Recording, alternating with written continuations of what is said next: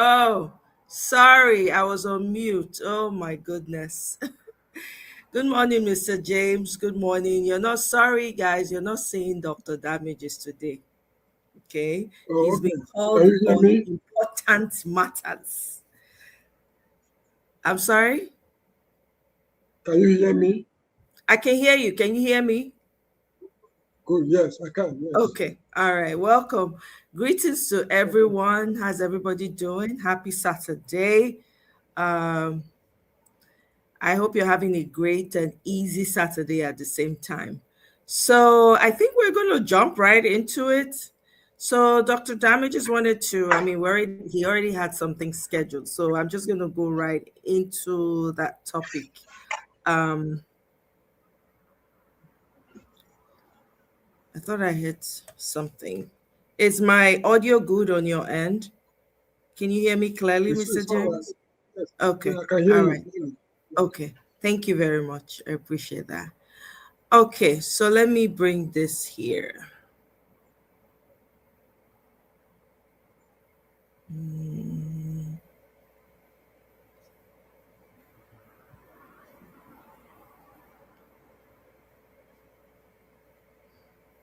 Okay, so U.S. lobbying firm escalates. Okay, campaign against Tinubu pushes for criminal charges, and they're also trying to stop his visit with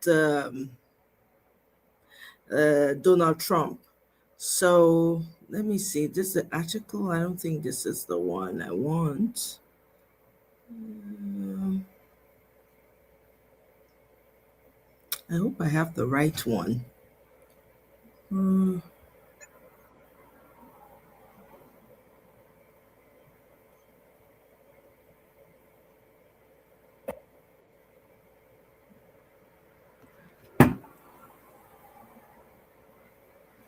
I don't know if this is this. Is KJ here? KJ is not here yet. Okay, I'm Let just me going to read go. out. I'm sorry? Let me read. Let me read what he sent to me. Okay, go ahead, sir. Mm. Just give me a minute, less than a minute. Okay.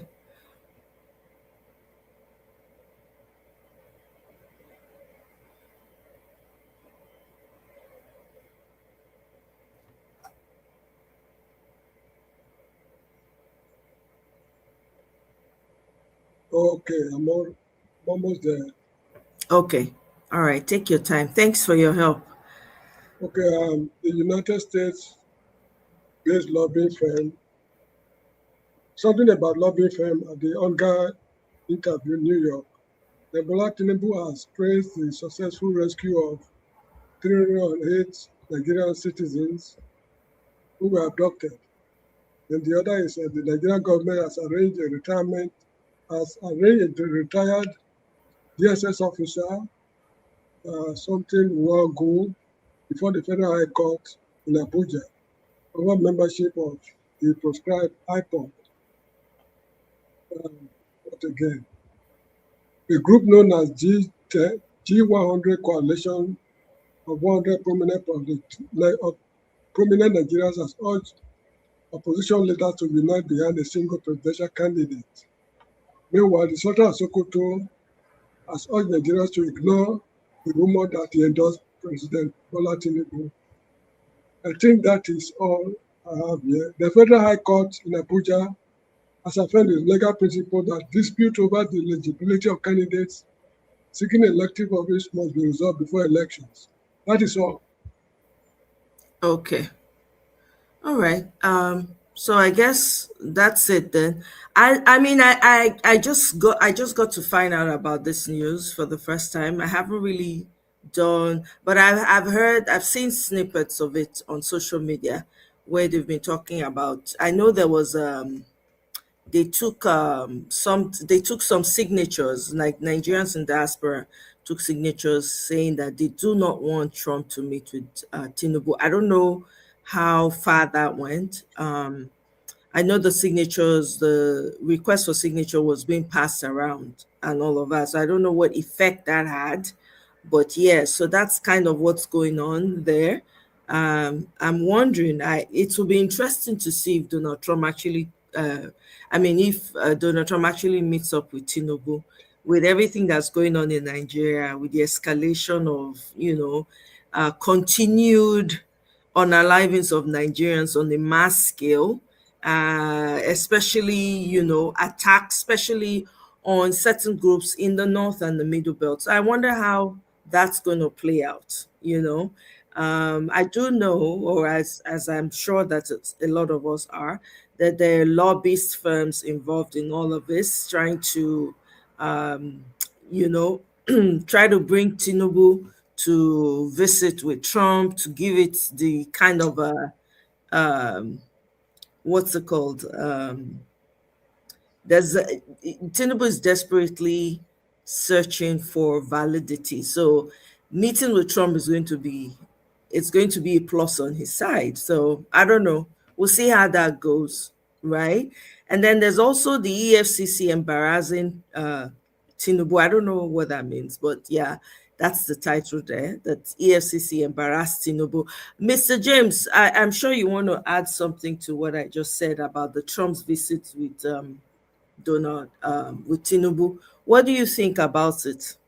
What are your Well, thoughts? the meeting should not, in fact, we should not be interested in it because they know where they meet and what they discuss. Their interests and the interest of the Nigerian populace are not the same. For now, the USA is getting on fine with the Nigerian government because there's no restriction on anything they want to get from Nigeria. They get it without even asking for it. So they want it to continue like that, and I do not see why Trump, I do not see how Trump would truncate what is going on because of principles. We know it's not too bothered at all about principles. So if they are killing Christians in the north or whatever it means very little or nothing to him, provided the American businessmen and American interests are well protected in Nigeria. That is how I see it. If they meet or not, that will not change the situation of things in Nigeria. Okay. Well, that's true. You're right about that. It's not going to, I don't see it changing anything.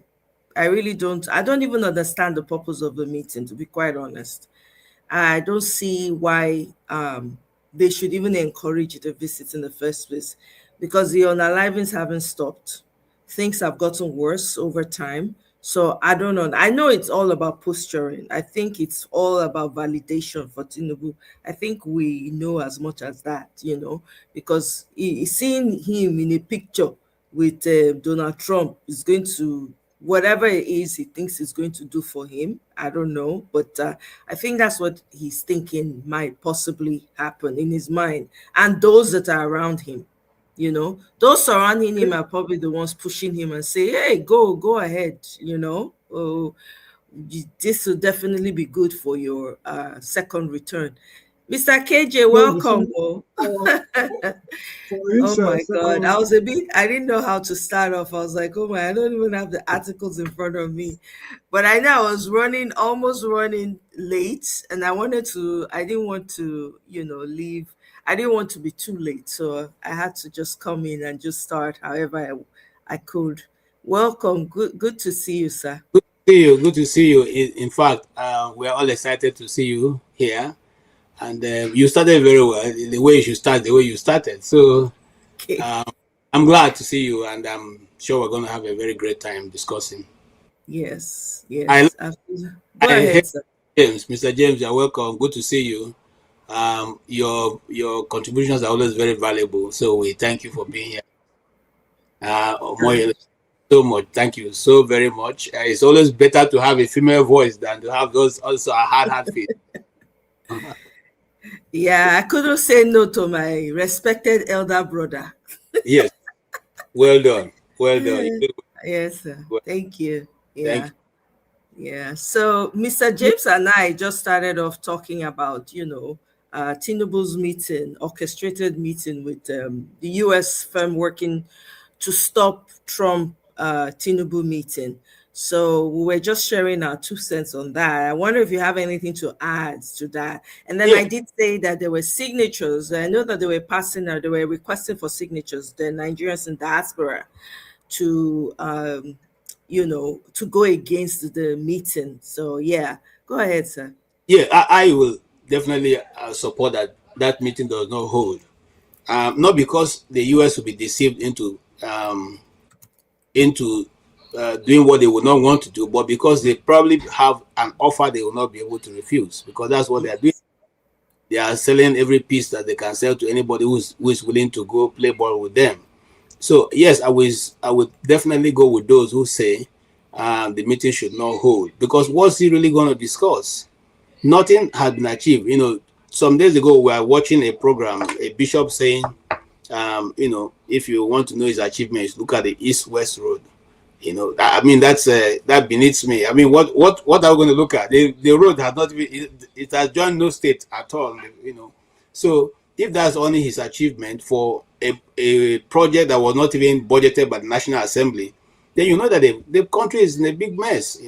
So what is he going to discuss?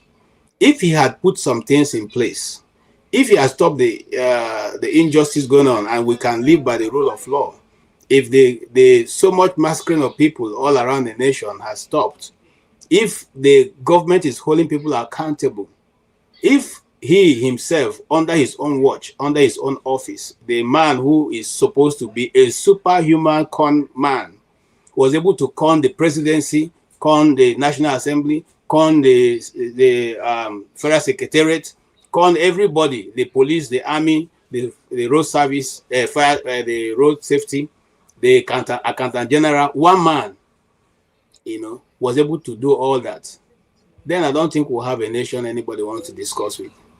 And so it's like we are just playing. You see, the funny thing is that we think we're in a bubble. We think people are not seeing what's going on. These days, news travels so far to every look and cranny in the world.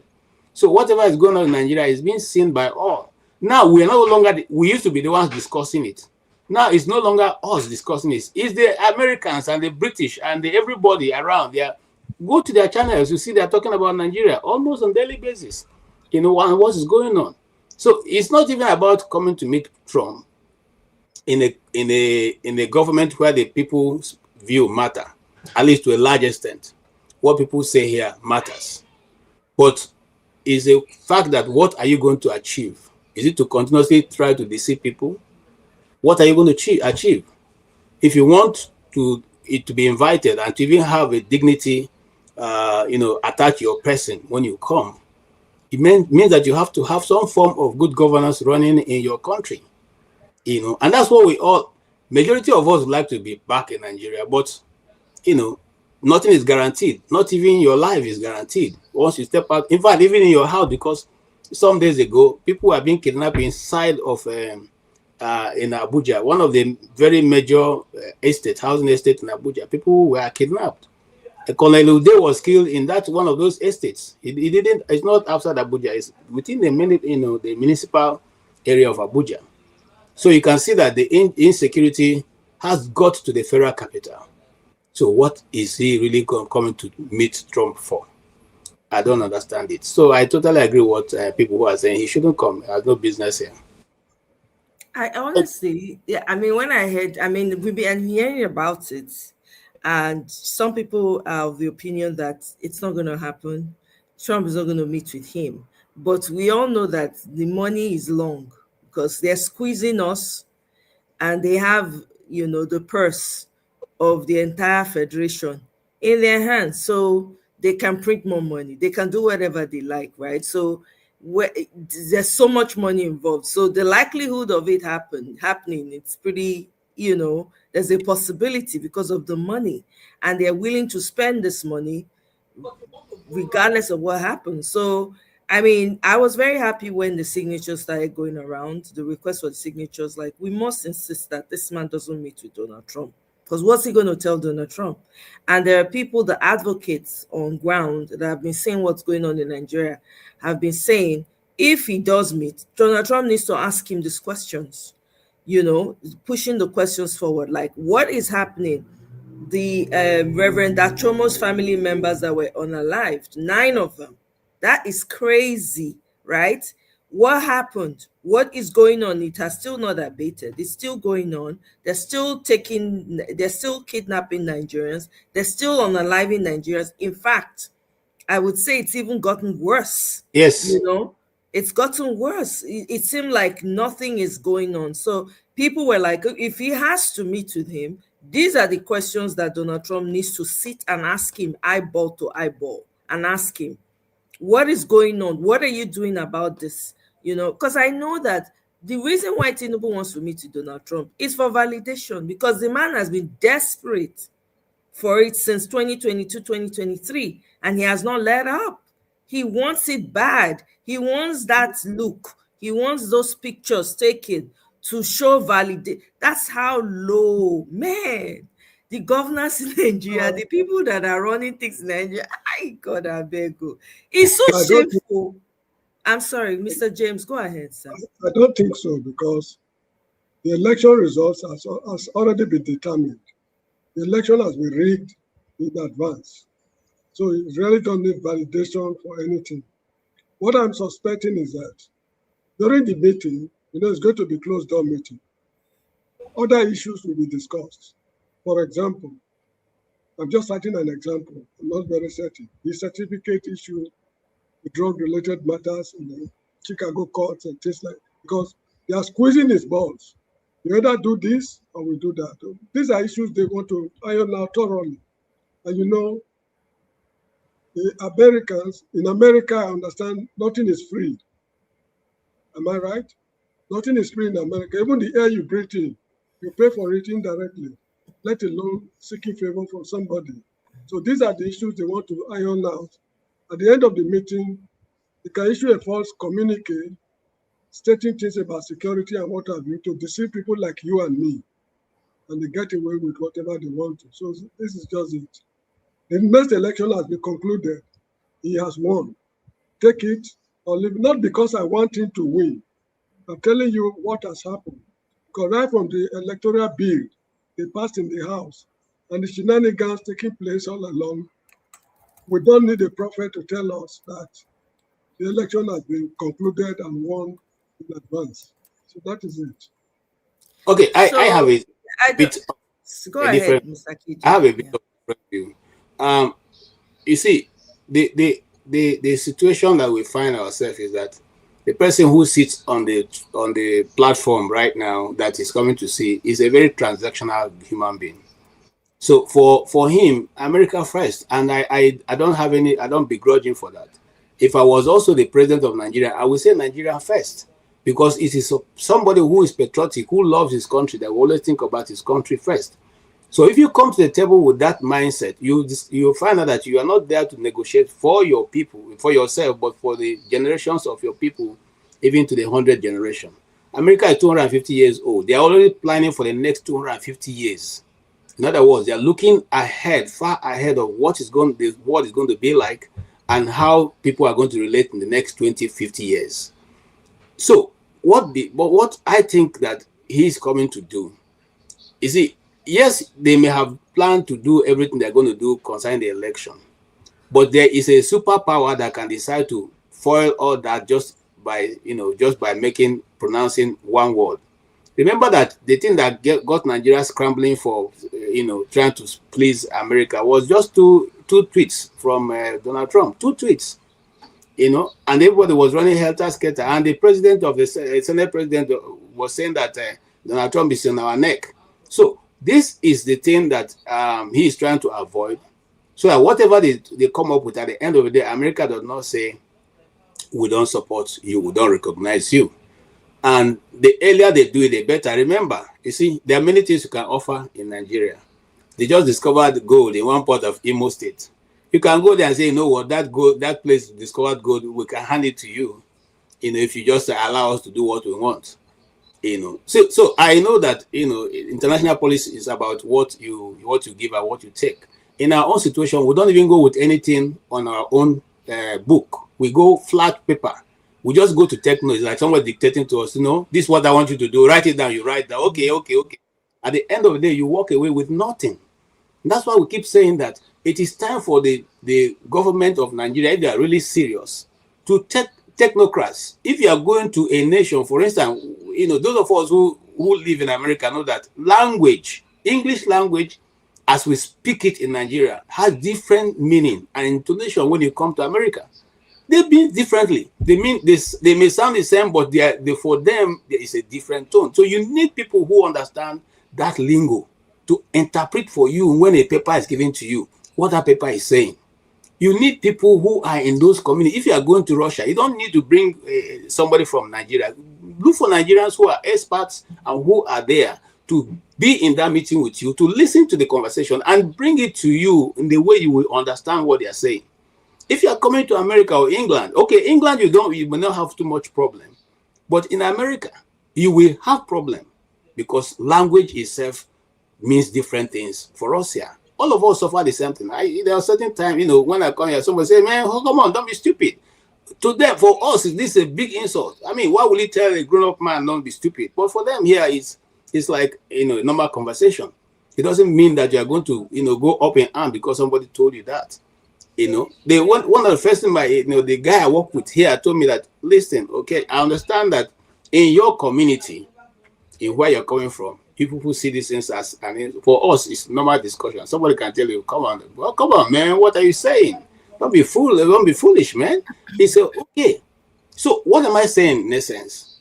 This man that is trying to come here is looking for how to make sure that when they do what they are doing, America will not respond. That's what he's coming for. And he's ready to give the whole of Port Harcourt to get this done, because his intention is to have that 8 years marked down for himself. Look, somebody who told the whole Catholic bishops that I will wrestle to the end. I will wrestle them to the end. In other words, he's not telling you, not hiding what he's going to do. He's telling you that he's going to wrestle you to the end. And so, whatever you want today, if you want to accept my position, okay. If you don't want to, I'm just telling you that Nami sit here. Now, the government, the military are under me, the police are under me, the Air Force under me, the Army under me. In fact, to make it even good, he has now decided to raise the salary of the Army. So the boys are going to go out there and make sure he's there, And many of such things offers are going to be coming as we move towards the election. Let's be guided. This guy is not interested in what, we get to Nigeria. He's interested in building an empire for himself, Just like, Chido in Kano said, and we have said this on this panel. Do we know his tribe? We don't know where he's from. We don't know whether he's a Nigerian. Nobody knows his family. Even though I see that one journalist was trying to locate some people who said they are his uncle in Ogun State. But whether that is true or not, Nigerians don't know. Because we saw you with a diplomatic passport that belongs to another country. Okay? We don't know your age. We don't know your school. You have no classmates. As a matter of fact, you are just like the wind. So, and that's the person sitting at the highest office in Nigeria. And who are the people defending him? Professors who went through the rigors of education. And now they are standing to defend a man who they don't even know his past. He said he worked to Mobi. Mobi said we've never had any such staff. Okay? So, the question is, who is this Bola Tinubu? Even the certificate was quoting for, the certificate said, on our own register, it's a female that bears the name Bola Tinubu. But you are a male. So, many things cause to question. And it is foolish of me to think that Nigerians are going to stand up and ask a question. We're not going to ask any question. Because if we're going to ask questions, we'll have started asking the question since. But rather, you prefer to look for men who have paid the dues. You can see their records straight and clean. You will not touch, you will not talk to them. What even pains the most that when you talk about Woro who have been fighting them all this while, you say go and start from local government. Well, it's not even a local government chairman. You want to be president. Come on, man. So if you ask me, my conclusion my takeaway will be that I don't want that meeting to hold so that no temptation is offered. You see, if it doesn't come to offer them certain things, there will be nobody to tempt you, and they have nothing to, So election will just go, and those who want to intervene in good conscience will do that. I rest my case. Okay. Well, thank you very much. I have a different take to what Mr. James said, and some of what you said, KJ. So, Mr. KJ, you said that the election is already won and bought and whatever, right? Tinubu's already bought the election and all of that. I want to Disagree?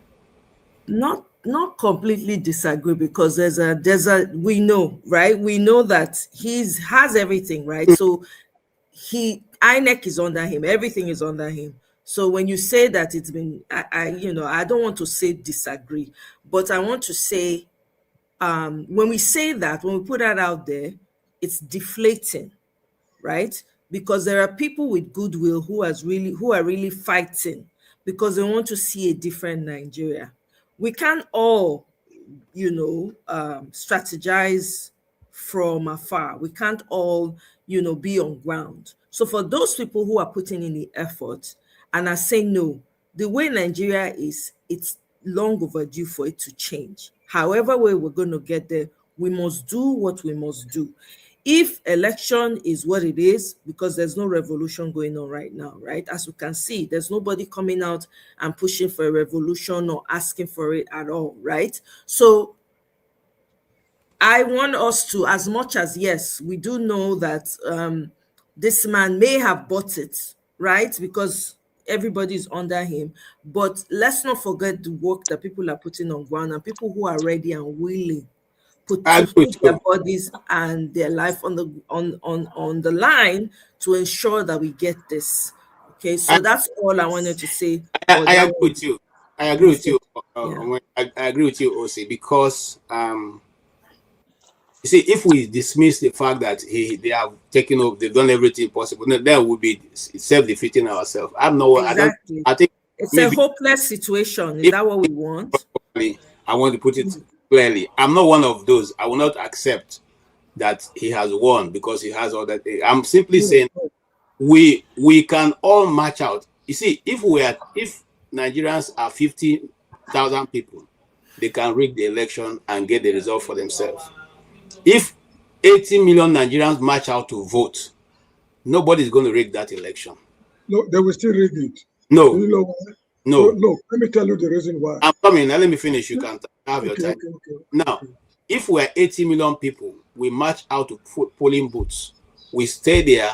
We take shots of the distance. We guard our votes. We're not going to vote and go away. Even if they decide to make a law, which they've always made every time, vote and go home. Don't follow the vote. No, we will define that or whatever that instruction or law. We'll guide the votes. We make sure that everything is entered in our very eyes, and we all take screenshot of what is entered and post them. We're not going to leave it. We post them and make sure that every polling booth has a picture taken from whatever. And from the polling booth, let's just commit that day to the Nigerian people. We will follow them to where they are putting it together and take shots of that. And at the end of the day, even where they are calculating and tabulating it, we will be there. Nigerians will be there night and day. It will not be like the last one that they declared at 3 o'clock. By the way, OC, do you know that in Nigerian law, once 6 p.m. passes, everything that's official is cancelled? Yeah. I realize it's supposed to be according to the law, right? But they don't follow the law. Yes. So if that law was maintained at the time you declare the result at 3 a.m., it wouldn't have been upheld at all, because that is not the working time of the Nigerian people. But we all gloss over these things and leave it. So right now, the only way we can defeat these monsters that will not give way, okay, for good governance of Nigeria and the Nigerian people, is to follow through. If in a community there are 10,000 people and 10,000 of you are in that place saying we must see the end of this, no returning officer is going to dare to change the results.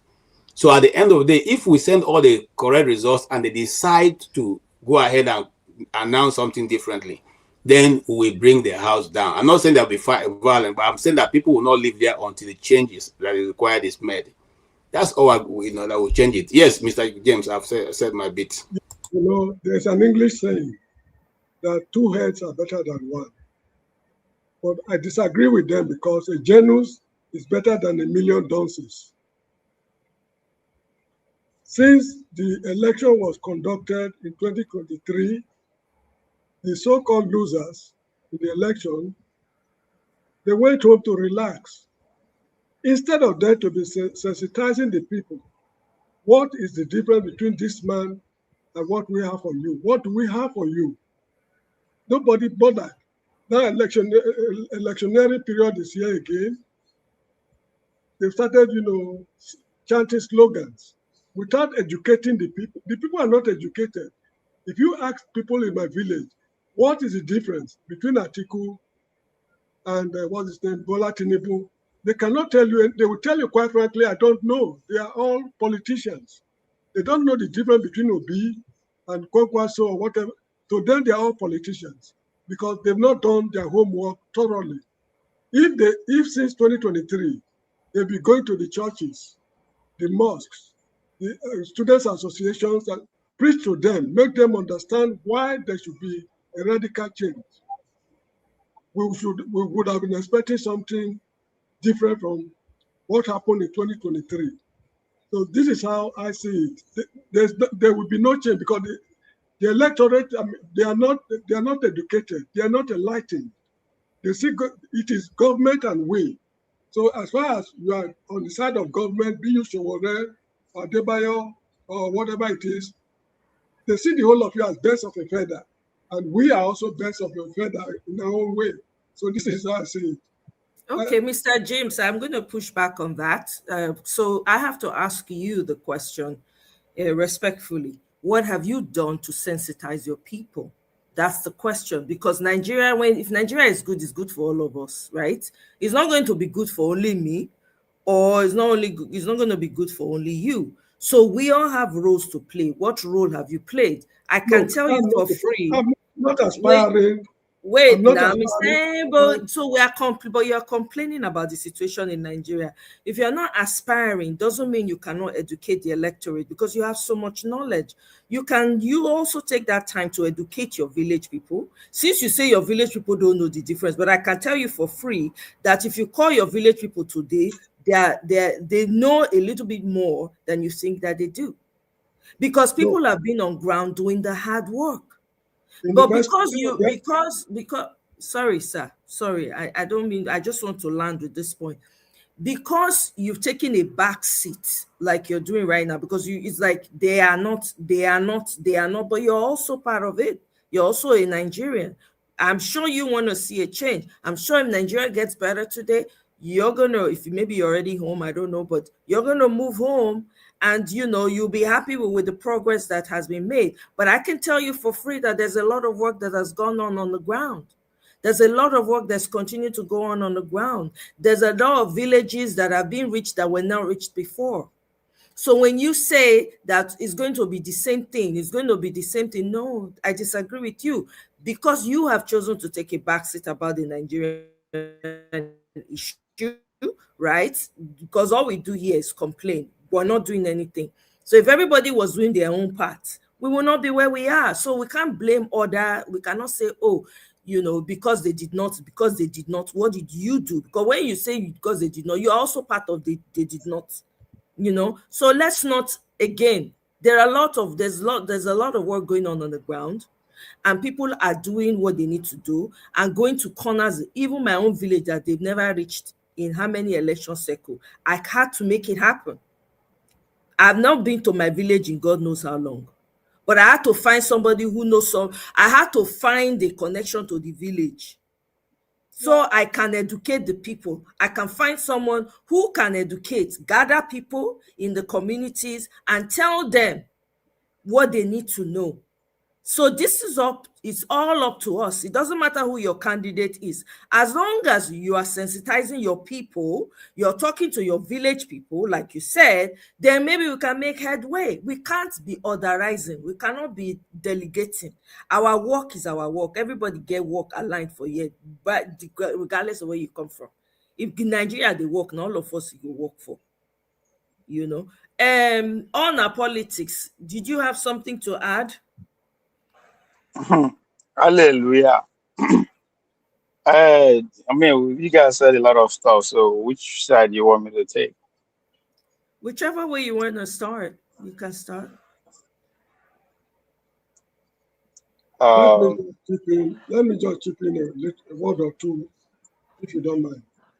Go ahead. The political system we are running is determined not on election day. The result is determined not on election day, but at party primaries. For you to win election in Nigeria, to become a leader, the election is won and lost during party primaries. You and me, we are not qualified to be there, because there's no way you can put up with an immoral situation without getting yourself contaminated. Who are those people forming the political parties? They are a different class of people from you and me. This is why we are unable to see things from their perspective.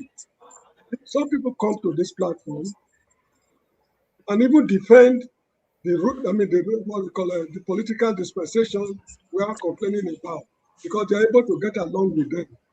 As long as you are not a member of that constituency that elect presidential candidate on party levels, you cannot make it. They can never be changed. That is where the corruption starts. That is where the foundation has been solidly laid. If we are unable to demolish that foundation, it is an exercise in futility preaching to people.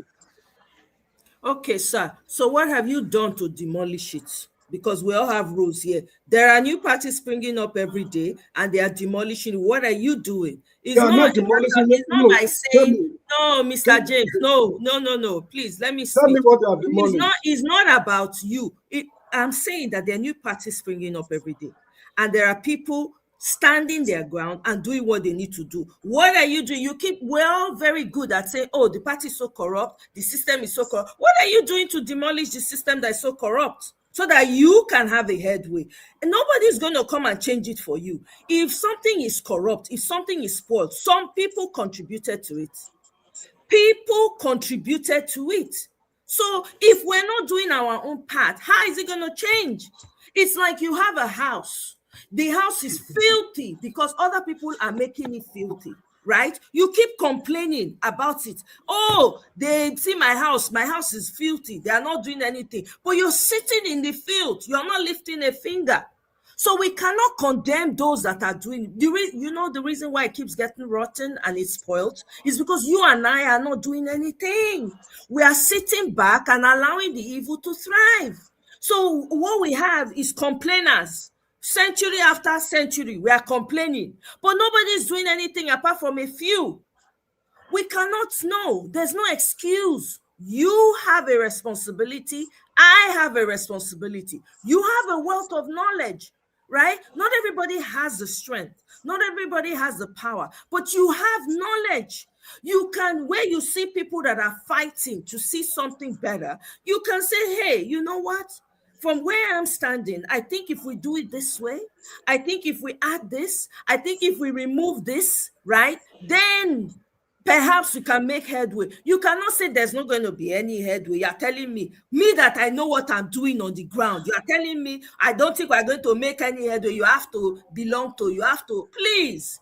I did not belong to anything. I don't belong. I'm still not going to belong. All I want to see is a working country. That's all we all need to be striving for, not condemning and condemning and condemning. No, we must stand our ground and ensure that we do our part. It doesn't matter who you're supporting. Talk to your people. Who are you people voting for? How are you mobilizing yourselves? Who do you think is going to work best for you? Are we not tired of complaining? Are we not tired? No, please, I disagree with you, sir. You've been complaining since independence. When you make comments like that, you deflate the work that's going on. I'm sorry. I'm here. It's not going to happen. Okay, we gotta give people. We have to do what we need to do to get our country. I've made it known on this platform a number of times. There will never be a change without a revolution. There will be a change, revolution or not. All the revolution you're talking about, I have not seen it on the ground. If you want a revolution, go and start it, sir. Go and start it. Go to Nigeria and start the revolution, please. I don't want to hear revolution.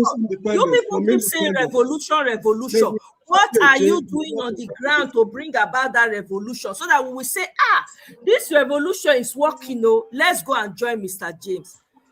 I'm not sorry, it is working. If you are not doing revolution right now, forget about it. Forget. You don't have anything to add. Just remain a complainer.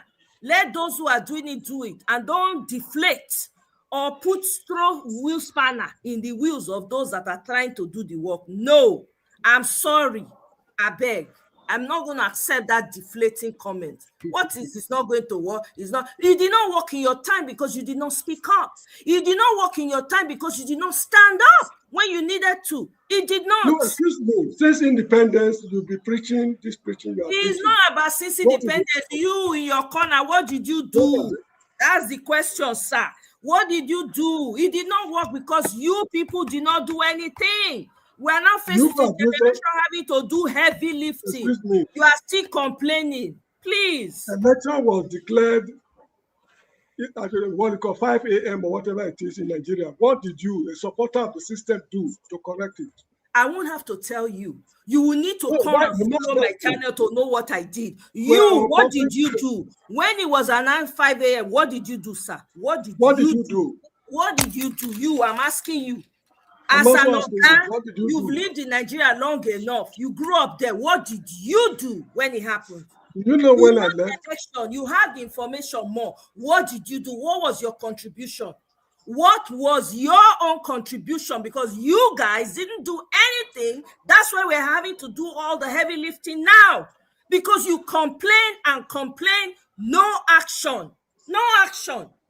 Please, I beg. Who else has anything to add? All right. Good afternoon, everybody.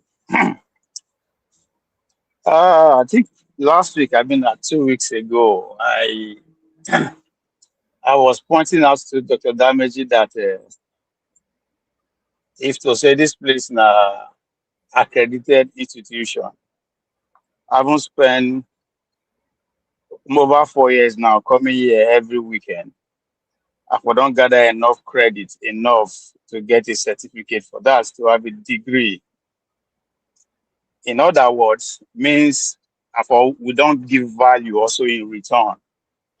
We have given a lot of value. Our people say there are many roads to market. There are many roads to market. So they challenge people where they come online, dedicated for the past 4 years, so which they don't do. I question that. Talk straight, Oga. Please speak directly so that we can respond accurately. What are you trying to say? Make your points clear, please. With all due respect, I kept quiet when you guys were speaking. I've only speaking for half a second. Yeah, so if and you I are want you patient to make enough, yourself clear. No, not patient. As the host of the show right now, at least for right now, I have a right to point you in the right direction as the conversation should proceed. What exactly are you trying? Because I don't know. You're speaking in parables. If we're what going is to the title? What is the name of your show, if I may ask? You tell me. You came on It the show. says, Come on it the show. says, You don't know what it means. If we can don't you allow me speak for God's sake? Make yourself Are you going clear when you're Are speaking. you going to allow me speak? Okay, Yes, you want to. as long as So you make yourself clear. tell me what to say, please. I'm not going to tell you what No, to say. Ovie, Then allow me speak. Are you a baby? Make your she's point moderating clear. now. Listen to her. She's It's moderating. simple. Take it easy. She's moderating. So what I'm asking again, what we come here? We came here to have our say. Isn't that why we are here? About what? To have our say. I'm here to have my say. Allow me to have my say. Make yourself clear while you're having your say. It's simple. Can you allow me finish a sentence before you know where I'm heading to? No, I'm not. I'm going to be on that journey with you. Talk calm. But let me tell you. Hold on. We didn't come here to talk to you. Or what? Hold on. Ovie, calm down. No. Allow me say something. Hold on. Can you allow me say a word? Let her moderate now, Ovie. Let her moderate. So what is she moderating? Let her moderate. What is she moderating? The topic that has been listed. Choose. So are you going to? Now I am asking you. What topic you're addressing? Simple. I am asking. You're not going to take us on a journey that there's no destination. Nah. Speak on. Are you speaking on the U.S. firm working to stop Trump-Tinubu meeting or EFCC and Barak? Which one? First of all, tell us. First of all, I did not come here to talk to you. That's not the rules. You came here to speak on the topic. Can you allow me finish a sentence? Can you allow me to finish a sentence? If you're Is it possible? To go on a journey I will drop you. KJ. The name of your show say have your say. Can you allow me have my say for God's sake? Are you going to tell me what to say? Listen to the moderation. You came here to talk on the topic. Listen to the moderation. Hold on now. Can you allow me say? Can I finish a sentence for God's sake? Yes, you can finish your sentence. Hold on. Calm down. Can you allow me finish a sentence? Hey, Ovie. So, hold on. Can I say something for God's sake? Can I say something? Calm down. Yes, can I speak? Okay, when you are ready for me to speak, I speak. Okay. All I'm simply saying that she's moderating. Listen to her and let's follow that direction. Calm down. We're not quarreling. She's not quarreling you either. Okay. I heard you. I heard you. So, what is moderation? I don't understand. to tell me what to say? Is You're that not going moderation to or what? tell me I don't No, understand. you are if you still want going to there now. define Just moderation, follow you the can go. directions she's But what pointing I've to. said That's is all. you're going to stay within the topic of the show. If you're going to go Okay. on a journey of no return, I am not doing that with you. So you You can choose listen. when you Listen. want to Let me tell you come something. There's something you don't and leave. understand. I don't want to understand Again, you. I am not don't. here to Speak talk to on you. You the cannot topic. tell me how to start my conversation. How you want to tell me how to start my conversation? Please don't let me lose it. How you going to tell me how to start my conversation, I for want God's you to sake? lose it. That's the purpose. I So, but actually want you to okay. lose Tell me it. how to start my conversation. I'm giving you that privilege. You're not Tell a me baby. how. Are you a baby? Are you a That's what baby? I'm. So then allow me to Do you want to speak be if I'm not treated a like a baby. baby? Is that what you're saying? But You I'm want to be not. treated like a baby? KJ. Can you explain? Can you explain to me what I've even said wrong? Have I even said anything before? For God's sake? You haven't said anything wrong. I've only pointed you So, but back to the so topic of the show. That's all I pointed you to. And you're being emotional. hold on. And wrapping up on that. Hold on. On the Hold topic. on. That's For it. God's sake, can you allow me just finish a sentence? I beg you. When you first give me opportunity to speak, I said, what should I speak of? Because you guys have said a lot. You see, I should start from anywhere. Okay. Yeah, can you allow me finish a word? On the topic, your word, not the word. You So are the again, I'll one. give you that You have not privilege. What said is the anything topic? about the topic. Okay, maybe we start If afresh. you What is don't the know the topic? topic, what will make you enter the I'm discussion? here to have my say. No, I'm here to have my say. Go back, look the topic, come back. How about that? So, How about that? KJ, Because I don't fit.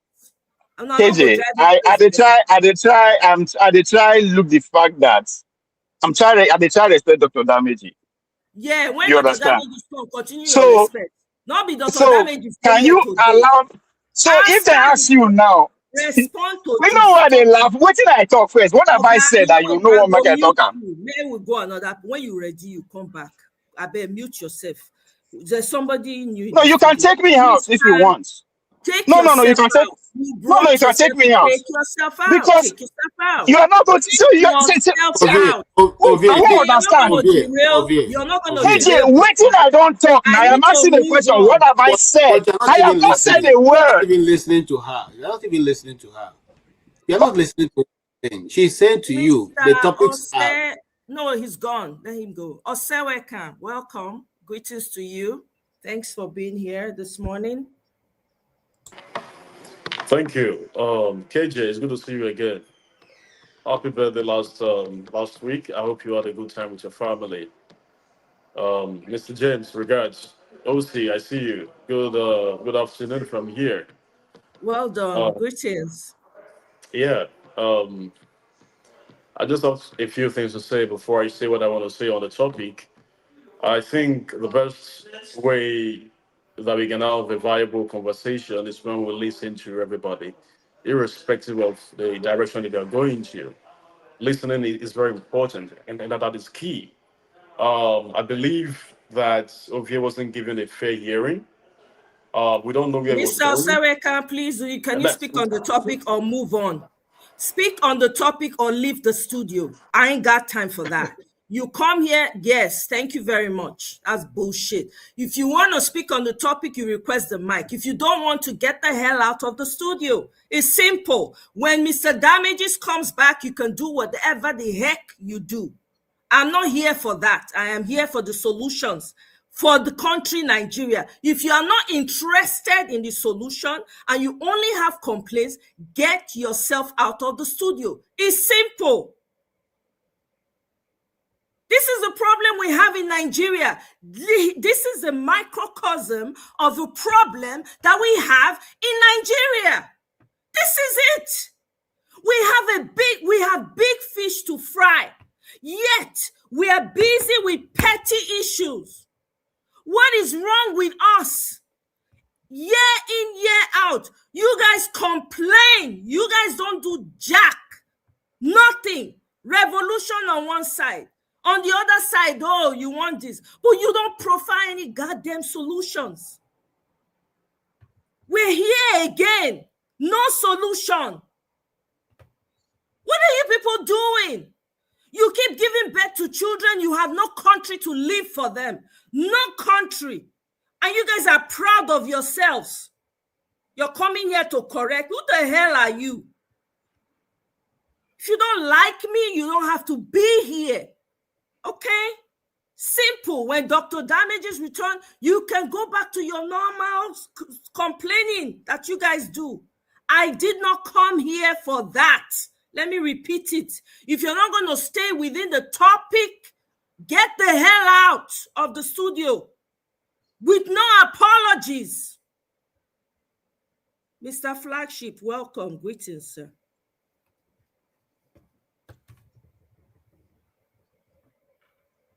Good morning, sir. Domo. Good evening, sir. How are you today? I'm very well, thank you. Well, thank you. And again, thanks for anchoring for Dr. Damages in his absence. I appreciate it. And I understand that it's hard sometimes to get through these simple instructions. I imagine myself being on CNN and invited to speak, and I choose to do what I like. I don't think they would allow me 1 minute in the studio. I have to stay on task, and for the 30 seconds they give to me, I have to say what I have to say within that time and get off the screen. It's simple, it's easy. Just say what you have to say, follow the instructions. Follow the instructions, and you'll be good. But anyway, let me go to what I want to say today. Good afternoon to everybody. And August 19th is just a few days away, 10 days, right, from today. I think we are on the racetrack right now. It's on your marks. We're going to be getting set, and everybody will be going very soon. On the race to 2027. There are a lot of things that need to be done, quite a lot of things to get things in the right direction. And I'd like to start from here just to share it as an idea to every one of us in the diaspora that want to see a better Nigeria, no matter what shape or form you want it to come. But there are things we can do. And I'll share with you some that we are doing. When registration was ongoing in Nigeria, I have 3 wards that are under my local government in my state. What we did was to purchase computers and mobile hotspots and give it to our ground officers to go into the marketplaces and those places, churches, and actively register people who may not be able to go to the different stations, INEC stations, to register themselves. So perhaps they've had issues registering. We had to ensure that we take it to them at home, on the streets, in the marketplaces, and churches. And we were quite successful, although with a lot of resistances here and there. The APC group, I give it to them, they've networked the whole place. We've done outreaches on the ground, but you can't feed but so much. You can't provide medical outreaches to people, but for so much. If you want to do it every day, you need the World Bank to sustain it. The people are really going through a lot. And I hate to always put the blame on them, but seeing what they are experiencing on ground and what they are going through, we have to give them some credit.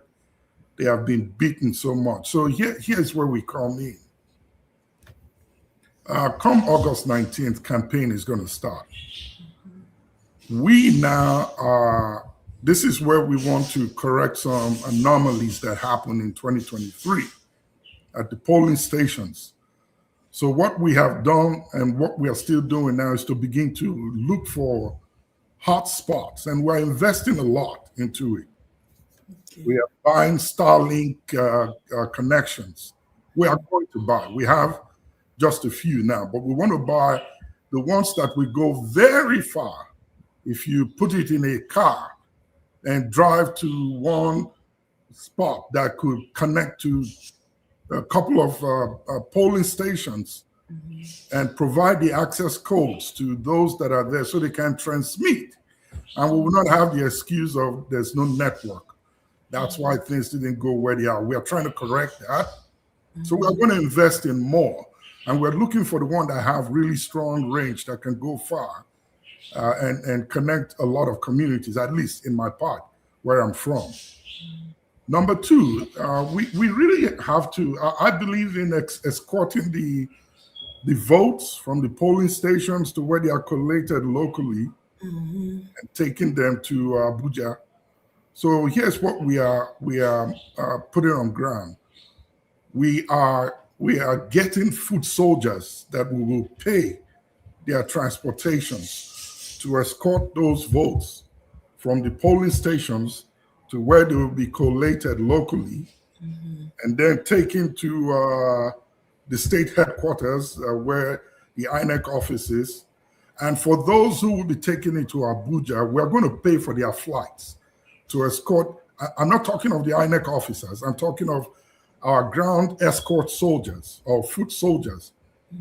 Even if the air ticket will cost ₦1 million for one way, we're going to buy it to ensure that those votes get to Asaba and get to Abuja and they are counted properly.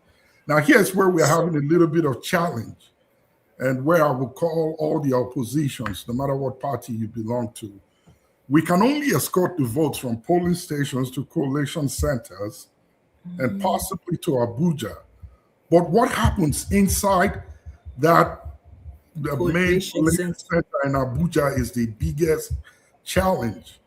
We're still trying to figure out how we'll get people on ground that can at least access that place to ensure that the results that we're getting from the local polling stations is what is being shown at where the results will be counted. So that's where we're going to need the parties to come in, the opposition parties. They have to find a way to get their senior officials who can be present there to ensure that these votes are well protected. It's not enough to say, to tell the people that go vote and escort your vote down there. They can only go so far. There's a lot of magic that is going to be done in Abuja, and we want to be sure that whatever that magic is, it is checked. So the word to all the opposition parties, NDC, ADC, and the rest of them, they need to get their officials that can be able to follow this vote at that stage to ensure that nothing happens. So while we provide internet access, or while we're going to provide that, number one, we're also going to provide transportation to those that would escort the votes, or the officials that would take the votes to the collating centers locally in the local governments, and from there to the state headquarters, and finally to Abuja.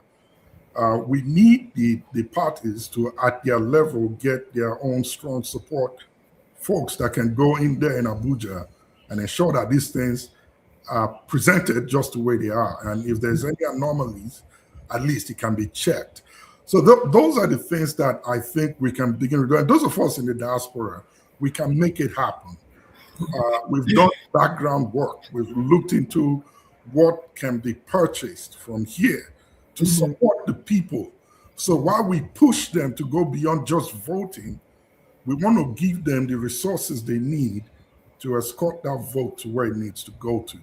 So all those of us in the diaspora that are listening, please go look for your ward, wherever it is at home.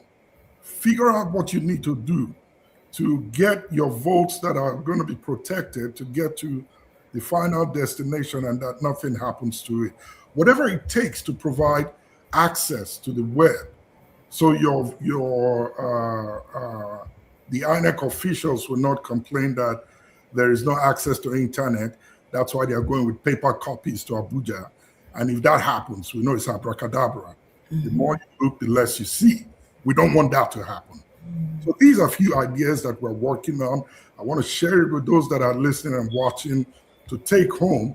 If each one of us can get 1 or 2 wards in our localities or villages or hometowns are supported, I think we may be able to match whatever tactics that the incumbent is going to put up to try to either rig this or want to make it go whatever way in their favor. We can match them.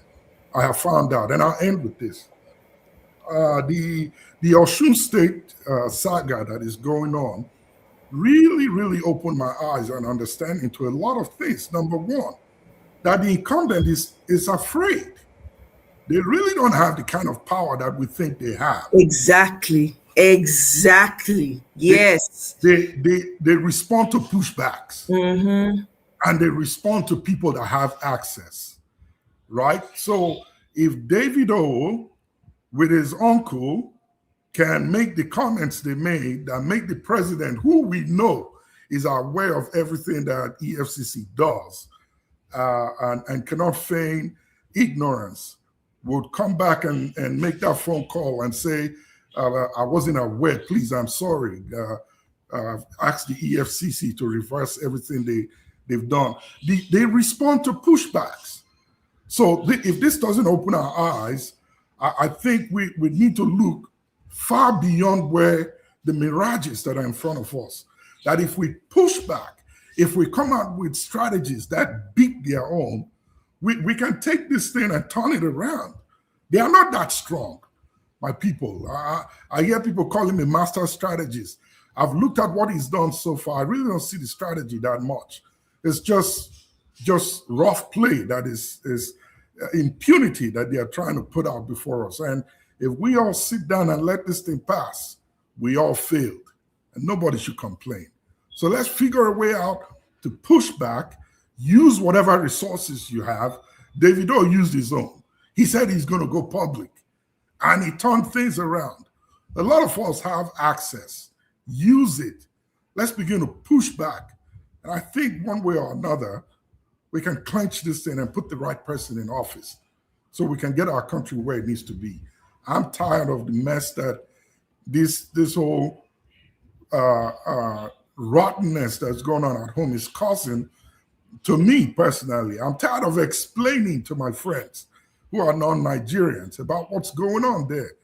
And the biggest question they all ask me, which is very difficult to answer sometimes, is, what are you doing? What are you all doing to fight back? It seems like you're just seated and these guys are having a field day. So please, I know it's been ongoing for a long time, but there are still things we can do. We can't give up now. Let's push. And I'm sure we can take it back and recourse. And please, let's try to tamper down today. It's good that Omoye is here covering for Rudolph. And KJ is here backing up. Let us respect what she says.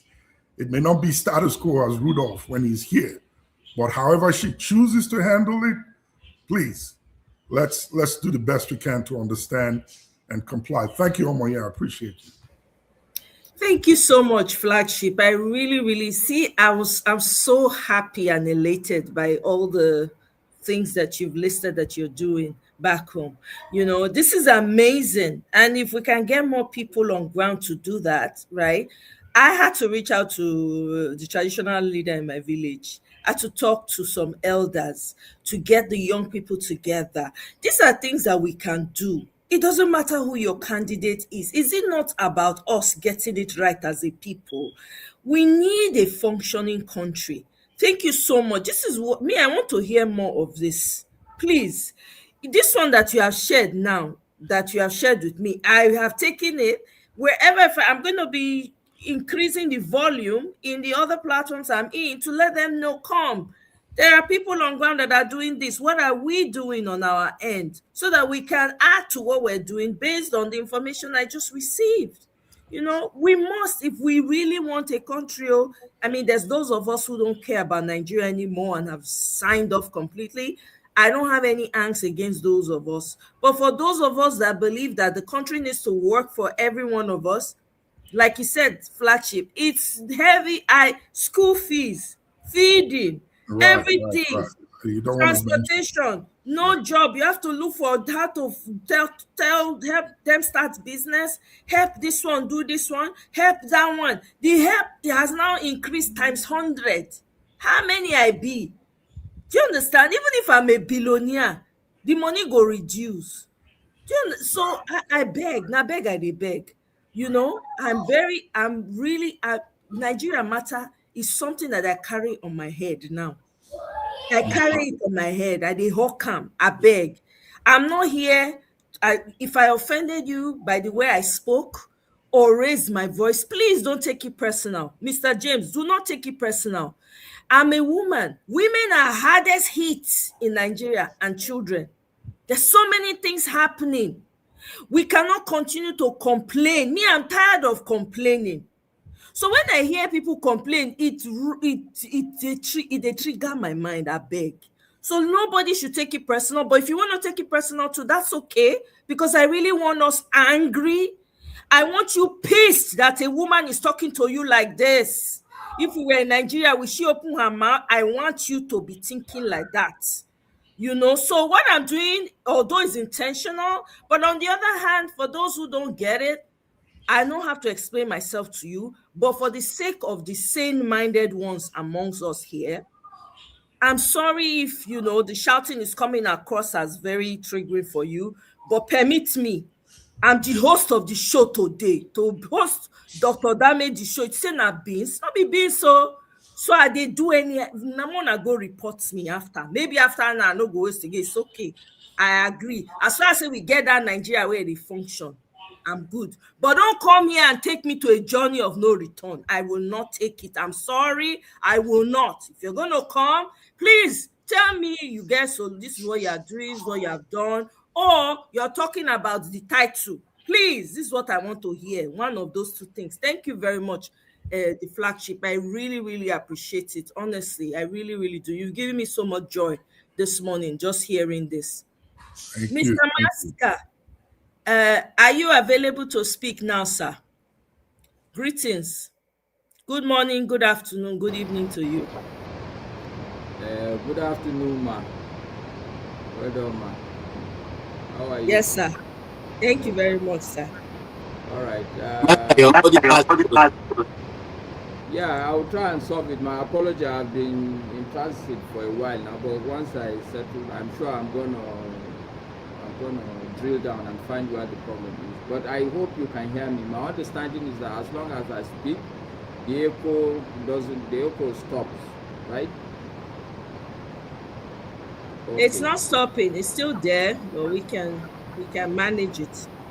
Okay, my apologies sincerely, but like you said, redeeming Nigeria is a task that must be done with clear audio or unclear audio.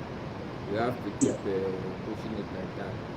But as always, I normally would request for guidance in terms of, because I think the show normally brings a lot of topics. So guide me. What are we supposed to? I can see that. So the topic for today is U.S. firm working to stop Trump-Tinubu meeting, and EFCC embarrassed Tinubu. I don't know why there's no embarrassment there, but okay. And Èx-DSS docked over IPOB. So whichever one you want to take on. None of them really sound very interesting for me, sincerely. But what I would do, as always, if you permit me, I would take a different, not a different tangent. I think I want to follow from what Flagship has said, and probably talk also in that regard, but even though from a slight different perspective, if you permit me.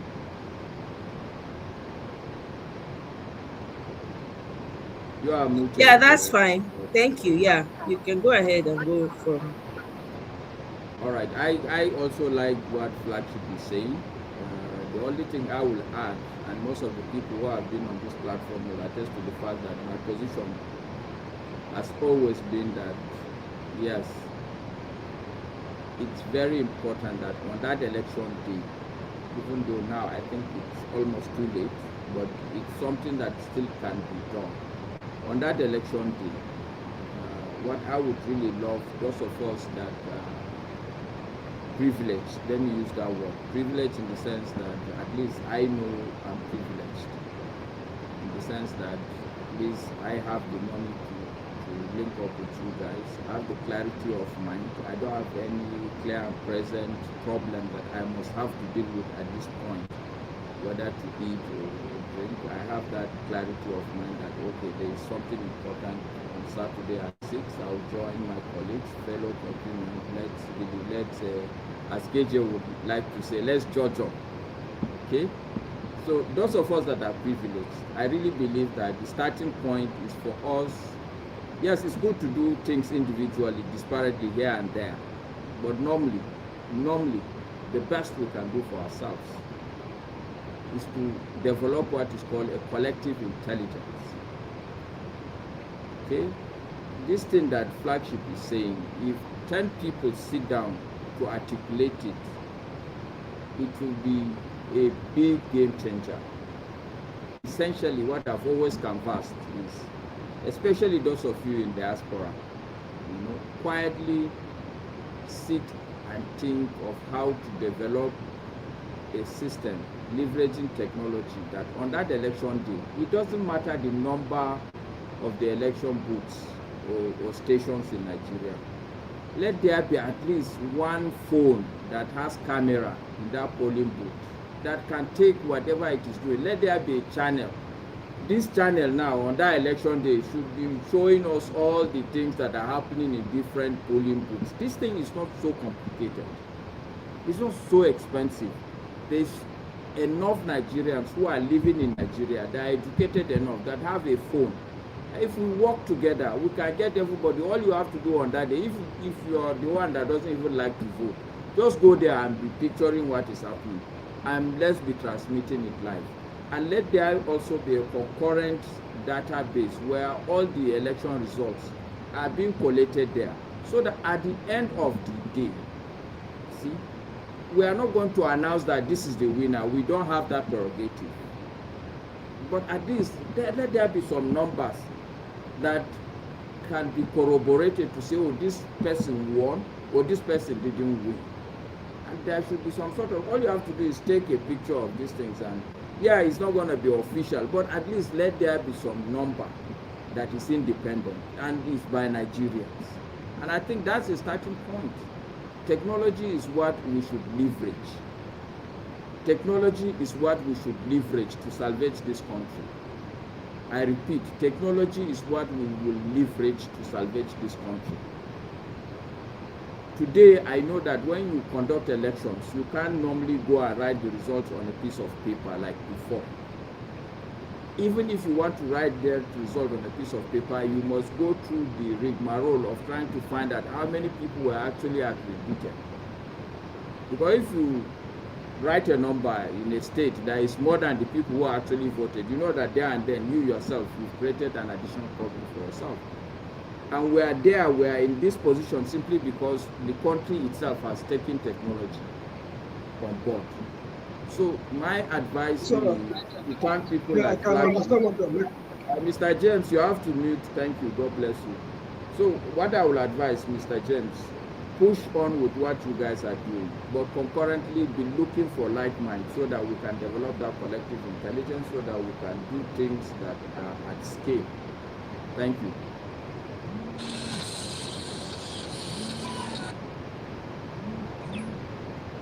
Thank you very much, Mr. Maska. I agree with you. There has to be, if it's possible, I think it's important for us to be able to come together as diasporans, but depending on how far you live and how well you communicate with each other, because I know a few things are happening already with the diasporas, there are plans that have been put in place, but there's nothing like too much, because this election 2027, it's a different time. It's going to be war. It's literal. We're going into war 2027. So you have to be ready and prepared. So yeah, if people can come together, exactly what the flagship is doing, and form like some sort of a small cell group that would, for different communities, so that they can have those same opportunities available. Absolutely. I quite agree with you. I completely do. Thank you very much for that. I appreciate it. Well, give me 1 second. Go ahead, Mr. Listen, guys. This platform has plenty different hosts, and each of us come with our different styles. So OC is not doing anything different today. That's her style, and we agree with it, and that's why I'm here. And Rudolph gave her the platform to bring the show the way she wants to be. She bring this show up, and I think everybody should be fine with that. Some of us don't like the way I present, and but like I say, once the brigade commander changes in the barracks, the parade changes, and that's it. New commander, new parade. You can't expect the same person to do the same thing you like. So let's be comforted by the way she wants to present it. She wants to go with solutions, and it's not that if we're lacking solutions. She wants solutions. So let's come with solutions. If we don't have solutions, we can wait till a topic where we have solutions or want to discuss freely, and then we can come in on that. Let's not make it look as if she's combatant, because you make her become combatant, and then people make all kinds of comments. That's the way she wants. That is what she wants, and she's on the throne now. She's on the hot seat. Let us allow her to moderate the way she wants it. I appreciate all of you, and of course, we hold people in the highest esteem, but we also have to follow the rules as laid down by the moderator. Thank you so very much. Thank you very much, Mr. KJ. Mr. Buzo, welcome. Greetings to you, sir. Greetings, morning, afternoon, evening.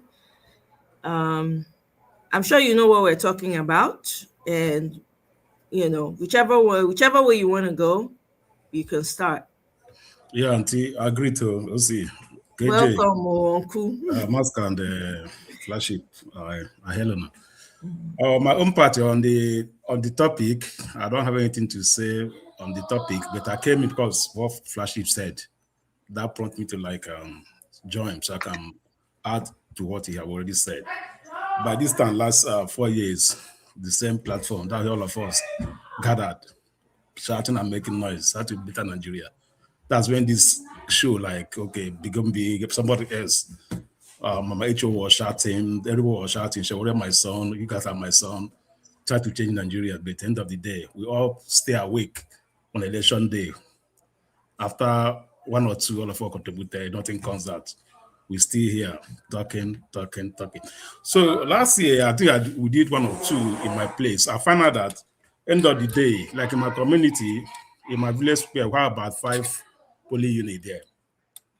The 5 polling units was monitored by the community youth people in my community. We told them, well, look at what you want. At the end of the day, the same guys that will in power is the one that rigged the election, that burn up the ballot paper, pick up their own, somebody that called them on the phone, hey, I'm giving you guys 10K, destroy the other electrical material, pick up one for this particular party, big away with it, that's how it is. They were all caught on camera. We saw them.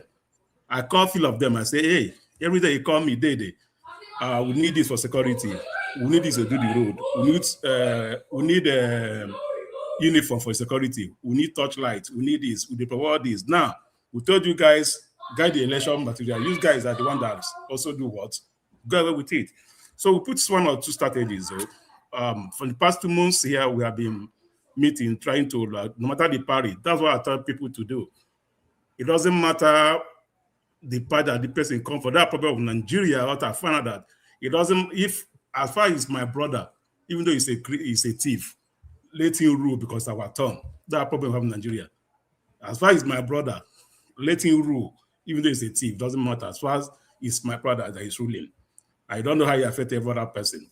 So here, what we're trying to do is to figure out who would be the best candidate, no matter the party that person belongs to. When we do that, we try to mobilize the youth, because I spend a lot of money on my own community, grading of road, do that. The people in party doesn't help. So organizing the youth in a situation that, okay, put them on stand that if you guys don't do this, we want you guys to do. All the help you are getting from us here, from the schools and everything, we are going to stop it. We're going to, the football match, everything we organize, we are going to stop it, no matter what it is. So we have a meeting with them. They also comply of, okay, allowing the whole thing to flow according to how people want it. And secondly, most of the people doesn't even know the party, the party or the candidate they're into. They don't even know about them. It's we, like my own kindred meeting. I tell them, so person, look at what he's doing for my local government. They only know their name. They don't know what they have achieved, what they have done. They don't have that capability of internet or what they have done. So it's me that I've been telling them, so person, you know his name, but look at his position, look at what he's doing. So person, look at what he was done, look at what he has impacted, look at what he has done that is not good. This way I don't think it's going to be good to rule the community or to rule the local government, to rule wherever. So that's the one part we are taking to organize ourselves here. Number one, organize the people that are going to read the election. That the youth of my community is going to read the election. They're not going to come from the state house to come and do the election. It's the same people that is in my community that is going to pick up the power, pick up the whole thing and rig it. So we are trying to sanitize them, make them know that there's no point of doing this because we are suffering here to raise all those money. If you do that, that means our suffering continue. So that's where we are what we are doing on our own part to make sure to let them know that they are the one that going to deliver the news, not the politicians in Abuja. So the people on ground are the one that are going to pull up this thing, burn one to burn, take one to take. So that only part and do it. So it's a very good topic. At least if we were able to do this, then I'm coming here to you try. You know, everybody as KJ say, everybody have their own people they like or they dislike. You know, following everything step by step. I was here when OVA was, this is not a damage show. This is not one man KJ. This is not a forefather that you can like okay, bully. They would just shut up. They shout. But you are different. So you study person, you know how. So you just take it with us. That's how we are being here. So little by little, we understand you and also join you to like this like a family though. Forget how OVA is like a family. So we'll join you to like go to that step. You know, if you beat a picking one hand, you don't have drum, but it's not easy to host. They all tried it. They have their own station they host. It's not easy. But at the end of the day, just little by little, we'll get there to feast Nigeria. That's my point. Thank you. Thank you very much, Mr. Uzo. I know Ovi. Ovi is my brother. So I can do Ovi anyhow I like. You know, get choice. That's why I'm actually harder on him because he should know better. For my own state, we have a lot of work to do. What is Ovie doing? What is he do? Does he have on ground? Ovie, if you are listening, what does he have on ground? Not be to come here. I come to Dr. Damages sometimes. He's complain from morning to night. I know they are not there for campaign lane. I there for let's know what we are doing. 2027 is critical. We must get it right. For the sake of now they born children, now one marry 17 wives, now get descendants one live. If you not live better country for them, they no go remember where they come from. And there's such a thing as identity crisis. It's already creeping up on some Nigerians. It's already happening. We're only how many generations out? It's not, most of them, some of our children not fit go village. Una no fit tell our children, so I go my village for Christmas. They don't know roads. So what are we talking about? So again, if Dr. Damage is not saying I no send, you know concern me. I come here to come scatter everywhere. Who not like him, make he enter house. I owe no one no apology, right? For those who are sane-minded and they say, why should they shout like this? Now that make me they talk. But the others, I have no apology. I know all of them. I have no apologies whatsoever. Anyway, thank you very much. I appreciate you all. Mr. Victory, greetings to you. Welcome. Good morning. Good afternoon. I'm all here. Sir? Please, I beg you, make I add one thing okay, to what my brother just said just now. Yes. And I'm glad he mentioned that. Escaped my memory. One other thing that we are doing, we're not saying too much about it now, but when August 19th comes, it's partnership. Like you said, this 2027 is a do or leave affair. We have to get it right. We are partnering or looking to partnering with churches. If they can give us 30 minutes out of their time every Bible study days or their week meeting days, so that we come and bring education, like my brother who just spoke now, that talked about educating the people, because a lot of them really don't know. That's why I said a minute ago that I don't like to hit hard on the people and blame them for what they are not doing. A lot of them need a lot of awareness to be created. So churches is one place you can find them. And we want to partner with the churches. Even if they have to bill us, we will pay. But we just need 30 minutes out of that meeting day to come talk to the people about 2027 and what is at stake. And whatever choices they choose to make, at that point is left to them. So thank you, my brother, for highlighting that one. It's part of what we have on the table also to work with this time. Can I give an insight on churches parts that are partake in that? Okay, I'm a Catholic, all right? If you come to Catholic now, we have what they call JDPC, Judges Peace Commission Development, all right? They monitor election since right from time.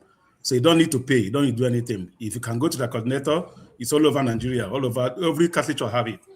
Okay. It's their duty. Okay. Don't tell them. Sorry, what's the name again? I need to take it down. JDPC. JDPC. Okay, yeah, they have this in Yaba. Yeah, they have their headquarters in Yaba. So thank you for letting me know. It's part of Catholic Church.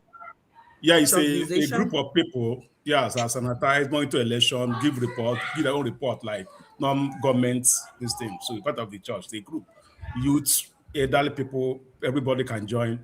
And on the election day, they also send people to go and monitor and bring back reports. So we'll be doing that. Do they meet is it every week they meet? Yeah, they meet every week. Depend the church, how they meet. Monthly meeting, weekly meeting, they give reports. Okay, thank you for letting me know that. I've noted it down. I will pass it across. Yeah. So they get to them. So it's justice. So it's Justice, Development and Peace. A Peace Commission. Is it Justice and Peace Caritas? Or no, Commission. It's a Commission. Justice, Development, Peace Commission. Yeah. Okay. Thank you very much. See, that's great information right there. Because some people, a lot of people may not even know. Me, I didn't even know. So okay, I'm glad I've taken. So you said they monitor elections, anyways, right? So we can reach out to them, and okay, awesome. They can also lecture, the people know them, give lecture and how things. Yeah. Okay, I'm taking notes. Thank you so much. Thank you. This has been very great. I wanted to also point. You mentioned that some of the people that you even provide resources to make sure that they do not snatch the election and all of that. They're the ones who end up selling out at the end of the day. So my question to you is that, for people in different communities, you have people like that.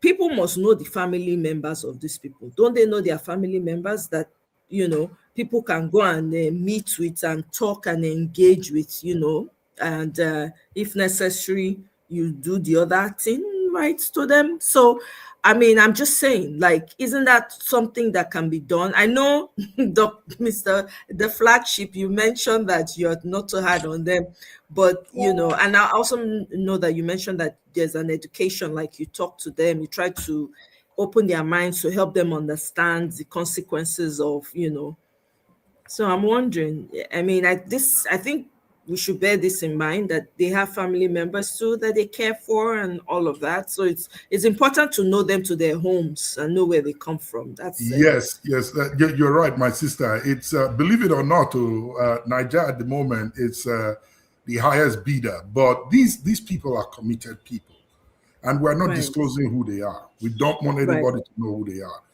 They are not going to be. You will not know where the internet source we are providing is there. It's going to be in a vehicle is parked Okay. there. It transmits to close to almost 30 miles. Is that what is the same kind of plot that Segios Ogun? I think he also mentioned stuff like that. Like they have vehicles that Yes. I don't know if You Segios Ogun. buy in fact, you don't need any special installation. As long as it's powered, you put it in the vehicle, drive down there, turn it on, and you have the codes, walk in there, give it to whoever has access to the what's it called? The portal that needs to upload the result. They provide it to them. The signal strength is strong. And once it's done, you shut it down, you drive off. They don't need to know. We don't want them to know who these people are. Who these people are, yeah. That's what we don't Segios want any Ogun was compromise saying. at all. So there are people we know to their homes. We know them very well, and we trust them, and they have vowed to commit themselves to making sure that this thing worked right. So that's where we want to leave it. We're not pointing anybody out, so nobody can compromise them. And I encourage everybody else to do the same. You can find one or two trusted people. It doesn't have to be a lot. Right. If you have 5 people that will commit to doing this, you will go a long way. We have about 10 right now that from each ward that will accompany these results from the village square where it's the election will take place to Abuja where to be handed over. It's not cheap. It's going to cost a lot of money, but it's part of our investment to make sure that at least we have our wards delivered. It's not me alone. Oh, please don't get it that I'm the only one doing it. There are many people that have begun to sign up for this and are quietly strategizing, putting up structures on how they can get their own wards delivered for the right government or for right governance in Nigeria. So please, you can build on it. You can do whatever you want, as long as it gives us what will move Nigeria forward and provide some sort of relief to the people. So we in the diaspora can get some breather here too. Right. Okay. Thank you very much, the flagship. I'm sharing my screen. Can you guys see anything? I don't know. Can you guys see anything? I can't see anything. So maybe No, it's not at the moment. No. It's not sharing. Okay. No. So maybe it's for some reason I haven't been able to. There are a few things I wanted to share. I'm not able to share for whatever reason. Okay. If you put it back, I'll try and share it for you. Okay. If you put it back on that stuff, I'll try and share it for you. Oh, put it back where? At the video, where you put your video platform, you put your video clips. Okay, can I maybe share it in the private and then you can help me open it and share it on the screen? Is that possible, Mr. KJ? Well, if you try it, I will see if it the private email, the link, so you can open it. Is the JD's PC group there? I wanted everybody to just see it. Okay. Let me see. Where's the private chat? Okay, let me just go here. By the way, for a long time, Pansat have not supported anybody, so you can see that you are hitting all the good notes right now. Because Mr. Pansat is here. Pansat, Mr. Pansat, so, you see, I'm even greeting in. I'm Mr. surprised Pansat, welcome. While people are calling him to come and fight you, he's supporting you. That's interesting. Thank you very much, Mr. Pansat. I appreciate. Abio, you don't see me. Now there's Sabib, they let me the drag. I don't send anybody. You make the country work. When you work, no problem. We'll go back to status quo right now. I'm sorry. Okay, let me share this. Thank you very much, Mr. Pansat. Okay. I've just shared the. Why is it taking so long to? Okay. I don't know if it's a link. Maybe you can find it with that I shared. I'm trying to post a link. It was a link I posted though. I don't know. Why is it? Interesting. Okay, Mr. KJ, if you can work with that, I just shared it to you. I'll look for it. I can see it, but it's not opening. I'll look for it and see why. Yeah, yeah. Thank you. I appreciate that. Thank you. Okay, Mr. Victory, welcome. Greetings to you. Good Thank afternoon. you. Good morning. Thank you. Good Thank you, evening. OC. Welcome. Yeah, OC, don't mind those people that are talking nonsense. Write down my person. Write down, please. Lash them very well. You know, look at where Nigeria is now. They are here running their mouths. Men that are acting like bunch of women. You know, go and fix your country. You know, so for me, like what's I'm from the view of what Flagship is saying. For me, what I'm targeting is churches, you know, to give them education. So, for example, every Sunday, you can just pick like 30 to 40 people or 50 people, make small jollof rice, tell them that you want to tell them about what's happening in Nigeria. Tune in for me and let's break down what is happening in Nigeria to them so that they get the message, because some of them don't even know what's happening. You know, so you need to take the message to the people and the importance of them getting involved in the election cycle that is coming. Because otherwise, they're going to die in more poverty. Their children will die in poverty. I personally cannot sit here and let people like Kulata or that miscreant called One Man Show, you know, intimidate me in Nigeria. For what? Who fight and die there? You know, they're not born their way. If you declare that you don't want Nigeria to be better, so that me, I'll be stuck abroad doing what exactly? While my country have everything that it takes for everyone to live a happy life, you know, because you've decided that you're benefiting from the government, or you're a tribal bigot. That's why you're taking that position. What other reason could it be? That you see what is wrong and you're hell bent on staying on that wrong path. No, they are not the only one that is mad. If they've decided that they want to run mad, me myself, I want to run mad too. So at the end, madness will cure madness. That is my view. You know, so like I said, what I'm doing specifically is targeting churches, you know, explaining, breaking down what is happening in Nigeria to them. My own view is that nobody in Nigeria can pretend that they don't know what is happening. You must know. And you know, the one that is buying petrol for £1,400. And I was speaking to some people yesterday, I told them that even here in the UK, when petrol price just increased by 20% because of this Iran crisis, from about 145p or averagely to about 165p. They are saying that since February till now this year, people are nicking petrol of £200,000 every day. That people will just go into the petrol station feeling that can drive off, or they will just go to the cash and say, listen, I don't have money, I can't pay. That's just 20% increment. And Tinubu did over 700% increment, and Nigerians are there looking at him. What sort of people are this? You know, so if they push you to the wall, you break the wall and go back inside, you push back. And look at what Flagship was saying. That's what my view is clear. People think these people are powerful. They're not. If Nigeria come out, if only 1 million Nigeria come out, Tinubu run away. You know? So the people need to know the power that they have. That if somebody is bullying you, you need to stand up to the bully. At some point, say, what's going on here? Because if you don't, they will keep pushing and pushing, and they will take everything. And they will become a slave in our own country. For what?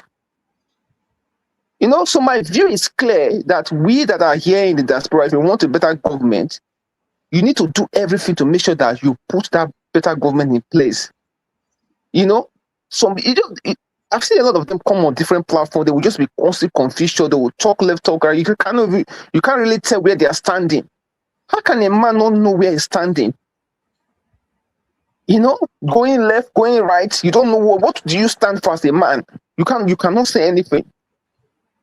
So, like I said, my own is clear that either we'll stand up and face these people once and for all, or we'll continue to run away from our country. Our children will not be able to go back home. Imagine if I'm thinking of going back home with my family. I have to be planning for security first. I have to calculate the cost of how much am I going to pay for security to protect me when I'm there. Why do I have to do that? Because they've turned the country into a mess. And these people that are supporting the same system, they know that the country is not working because they are benefiting from it. immediately or their family members, or they are simply tribal bigots. They just want their tribe man to be there, not that they are getting anything from it, because that's how they wire their head. And at a point, we have to say enough is enough. Enough is enough, that this thing cannot continue. Otherwise, God, imagine if this man wins the last election. What do you think is going to happen to Nigeria? It's bye-bye Nigeria. You know? So we have to do our part. Like I said, my own is to work with the churches. That's the angle that I'm focusing on, and educate them, because a lot of people, I'm afraid to say, a lot of Nigerians, there's high level of ignorance in Nigeria. You need to tell them, for example, when you transfer money in your bank account, they are charging you 50 naira. All the money, what is Tinubu doing with this money? He cannot account for it. What are you doing with all the taxes you're collecting? You're collecting money from port. Every angle, this man is taxing people. Where is the money? Until we start asking these real questions, these people will just keep messing around with us. Look at this Baja Gate, or whatever they call it. Fake agency. If they tell you that Nigeria will ever get to that level, who will believe this? And the man is still there. Nothing has happened. They will say they are doing investigation. It's just a whitewash. Nothing is going to come up from it. So these people are head bent. Like I said there, I always say people that the people that are ruling Nigeria right now, they are very wicked. These people are wicked, extremely wicked people. Because Nigeria have no issue to be like suffering at all. There's enough for all of us to eat. It will have more than enough. How can people be chased from their ancestral home for over 10 years? No one is doing anything about it. You imagine you're staying in your house, somebody come and buy people, everybody will run away. They will take over the place, rename it after whoever they want to remain here, and they will start mining resources from there. These people are wicked. These are extremely wicked people. They have no human sympathy at all. So, like I said, I will end at that. I'm encouraging people, if you know, have your family member back home, if you're a Muslim, tap into your. I always look at the community, because the community coming together has a bigger strength. Tap into your community. If you're a Muslim, go to your mosque and speak to people there and educate them. Christian, the same thing. That's because they go to church every Sunday. They go to mosque every Friday. So you're always going to get a large group of people that you can work with to educate them that this is what is happening. You cannot pretend that you don't know what is happening in Nigeria. You know. What are you going to do about it?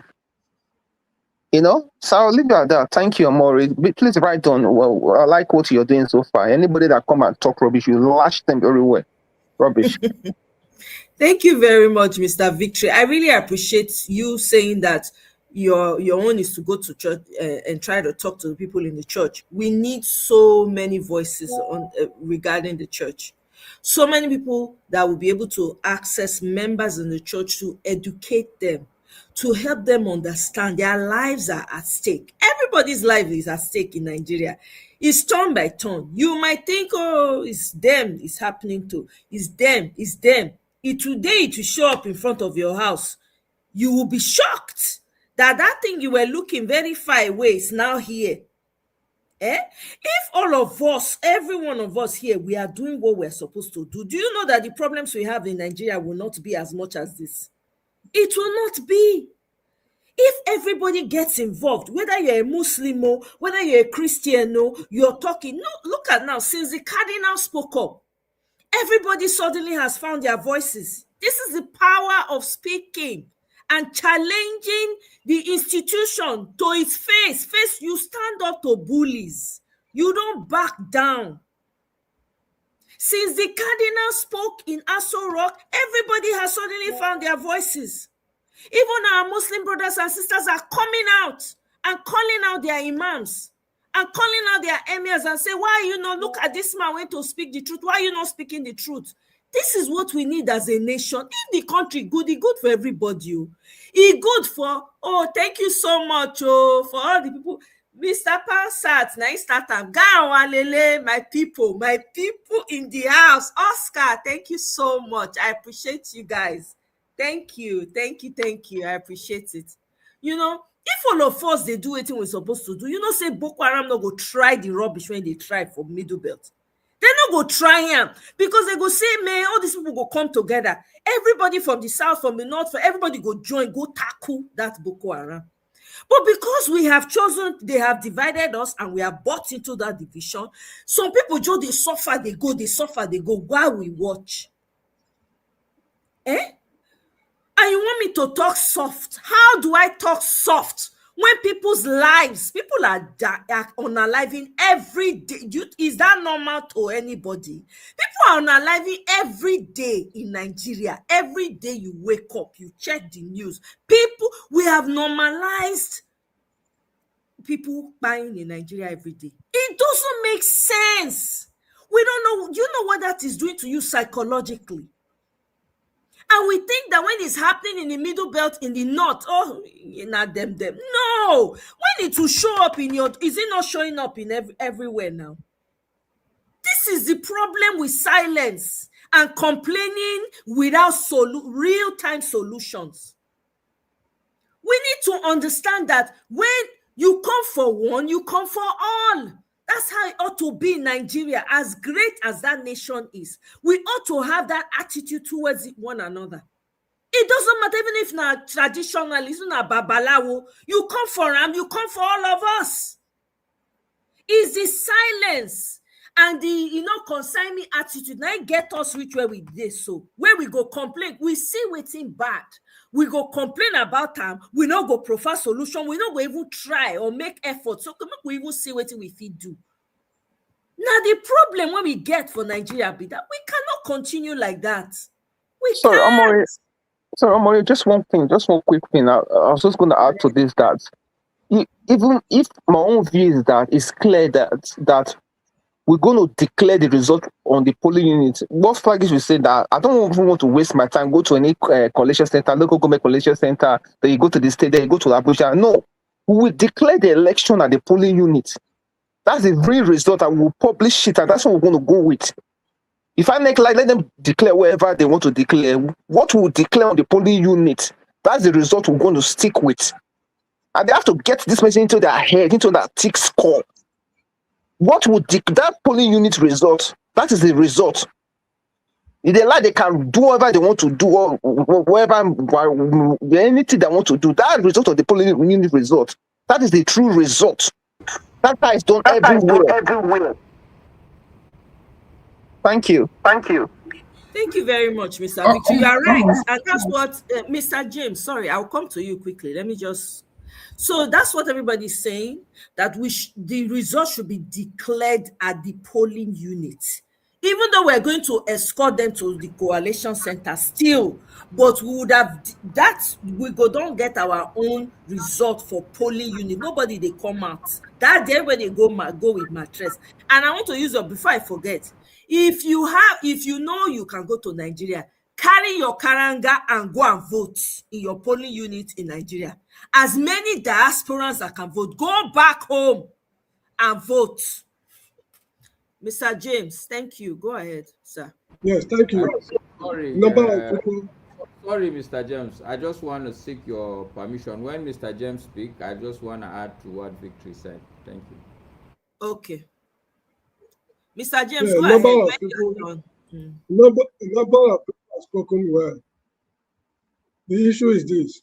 What we are discussing now can be likened to a military coup. I'm not saying it's a military coup. It can be likened to a military coup. When soldiers are plotting to overthrow a government, it's a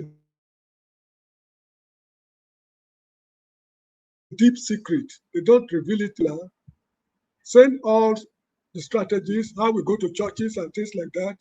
Remember that money is not their problem. Since they already know that we go to churches, they will also go there with sackload of money. This is one thing we should have in mind. So whatever we are planning should be deep secret. It's only sudden surprise that will sweep these guys out of power. If you want to plot in their presence, it's like a slave.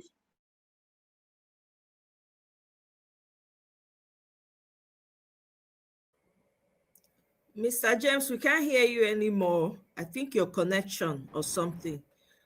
Plotting is escape in the presence of... Right. I'm frozen. Yeah, Good. you're frozen. Yeah, I'm saying this for one reason.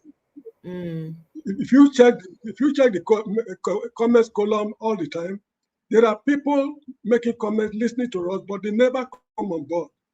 These are spies monitoring all platforms, and they have their coalition center where they remit everything to their people at home.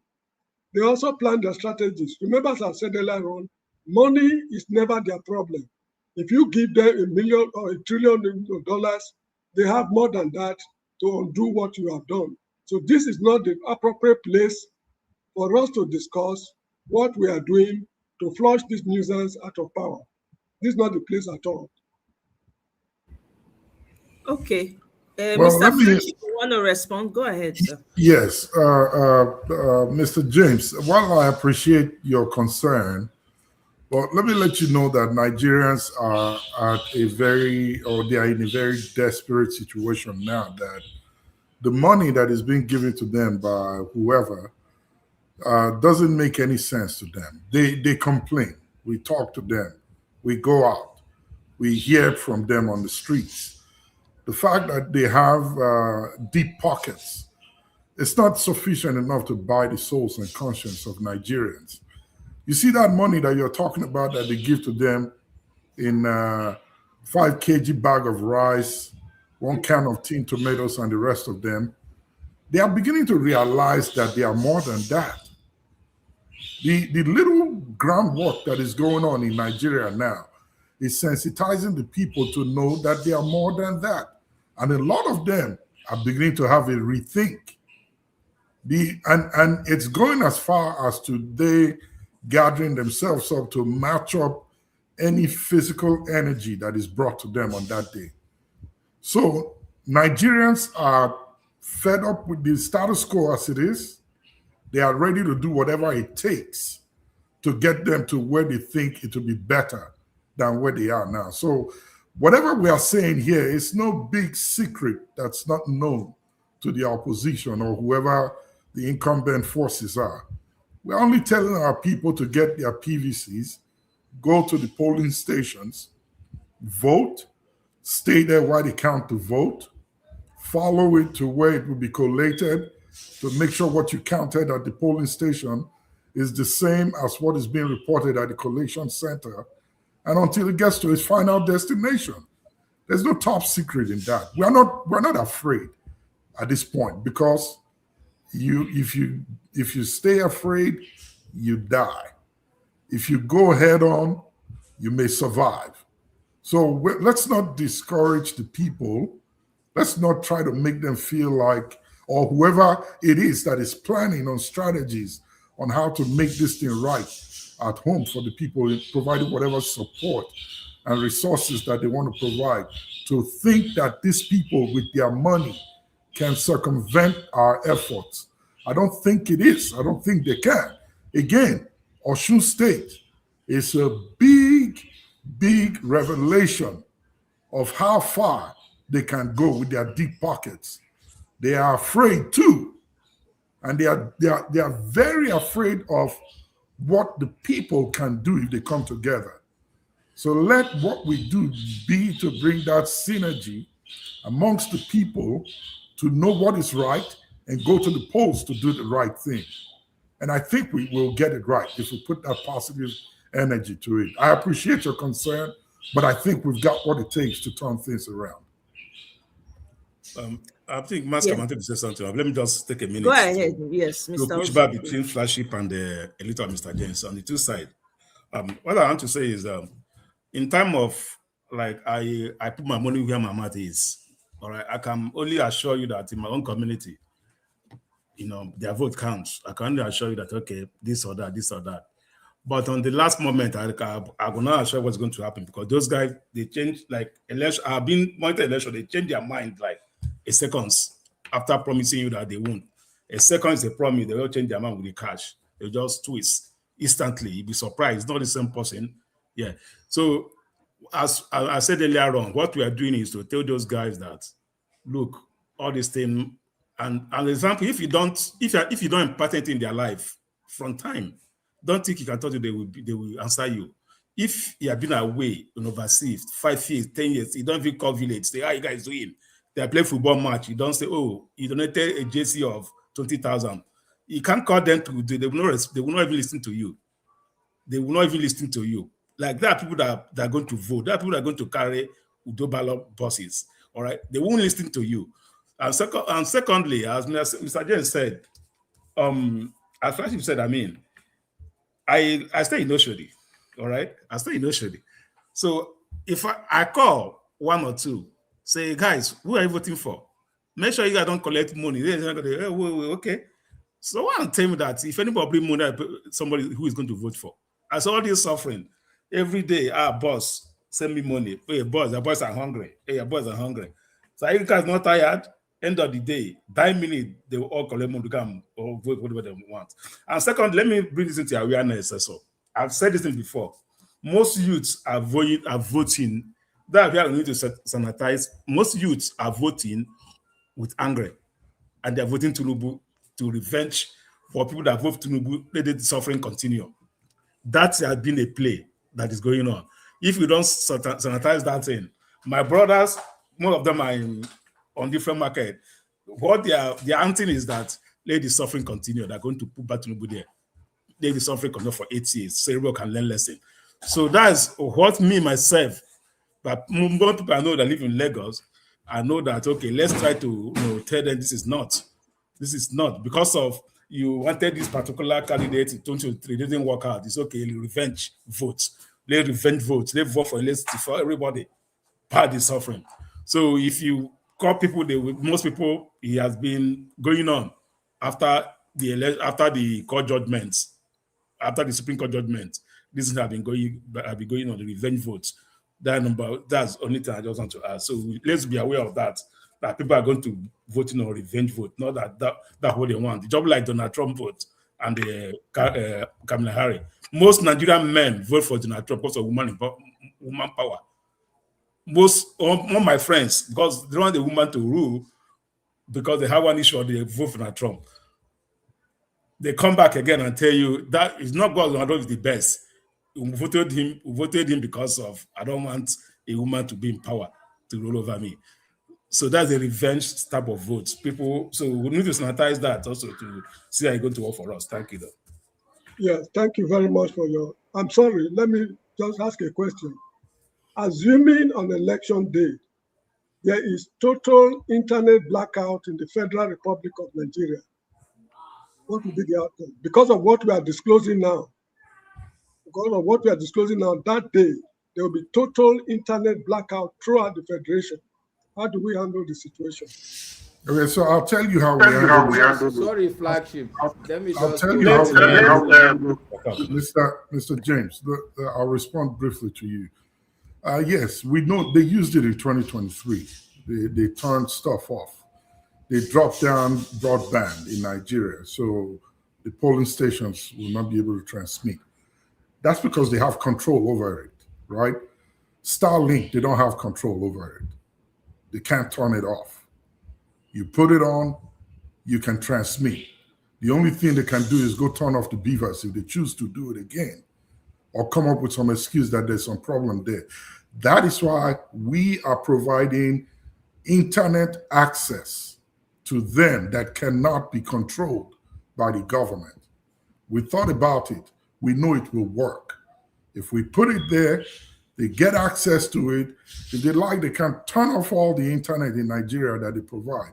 It will still be able to transmit the data. If the main server that controls the reception of these results is turned off, then that's on them. That's why we say that we need the parties at their top level to ensure that they have watchdogs up there that can monitor these things to make sure that what they did in 2023 does not repeat itself at the main headquarters in Abuja. So if it comes to the internet, we found solution to that. Let them turn off their own services. We have what can sustain the election on that day. That is good, but we should keep it secret. Well, I mean, there's no secret. Well, yeah, I agree with you, Mr. James. And the secret part of it is they will not know where it is. They will not know who is holding it. It's right there in the midst of the people. But Flash is, where it Mr. is. James is right though. If I'm the one having a tablet, I can decide to use the internet I want to use. But if you have the access code to it now. Yeah, let's Basca talk though. Basca is waiting here. No, like.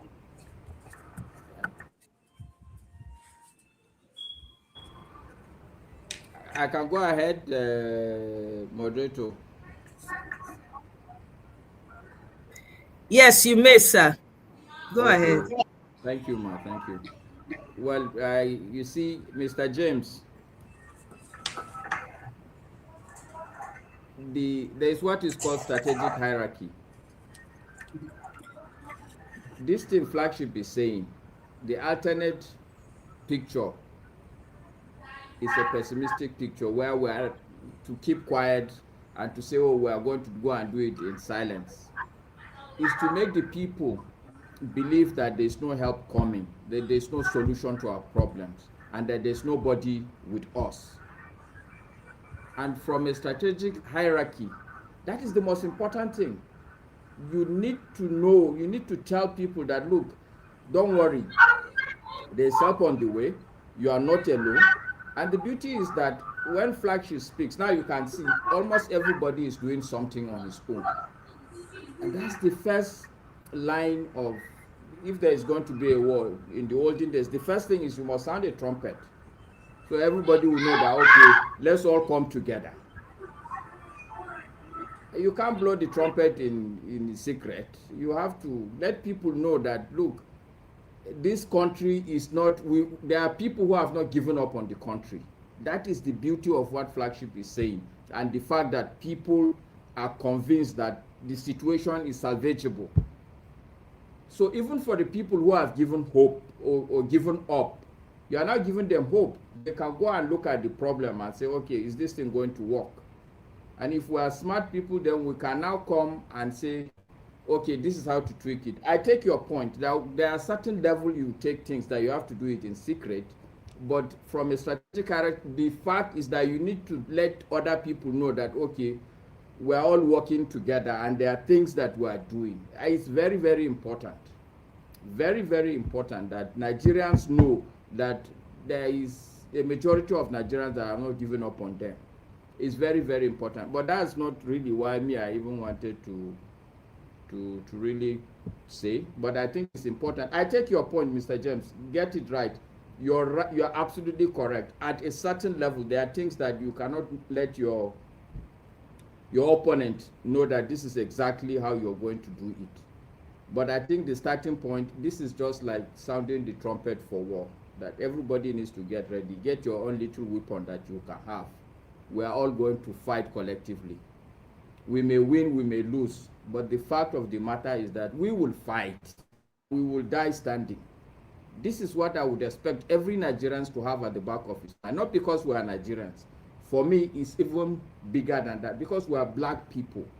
And we've suffered so much. And we Nigerians are the leaders of the black people, whether we like it or not. It's not a question of whether we are the biggest country. If you look at the kind of history we've gone through, the hope is on us. If you do the research of the kind of resources God has given us, the hope is on us. If you look at the kind of people we have grown to be, the hope is on us. We cannot afford to give people the idea that we have even given up on ourselves, on our own country. That would be very, very bad and very unfair to the black race.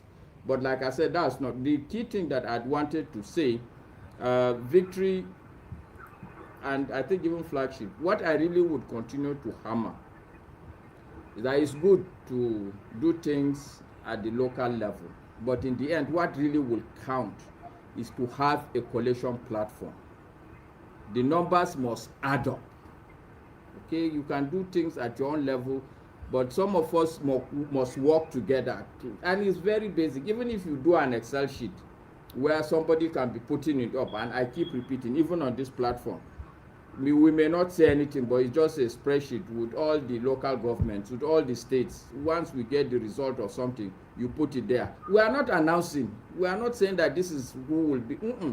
This is what we see on ground. We are journalists. This is the result. Nobody can kill us. And if they kill us, it's a good sacrifice. It's Sincerely. So I think that we must keep that in mind also. We can do it at individual level, but on that day, there has to be some sort of collation of numbers that is independent. I keep saying it should be from the diaspora level. Because if they know that in my house here, I'm collecting this thing, Mr. James is right. They can remember some traffic light I violated, and before you know it, they come and surround my house and carry everything. You know, so we must be at that strategic level also. We must do this thing from outside the country, even though we know that it's all Nigerians that are doing it. And then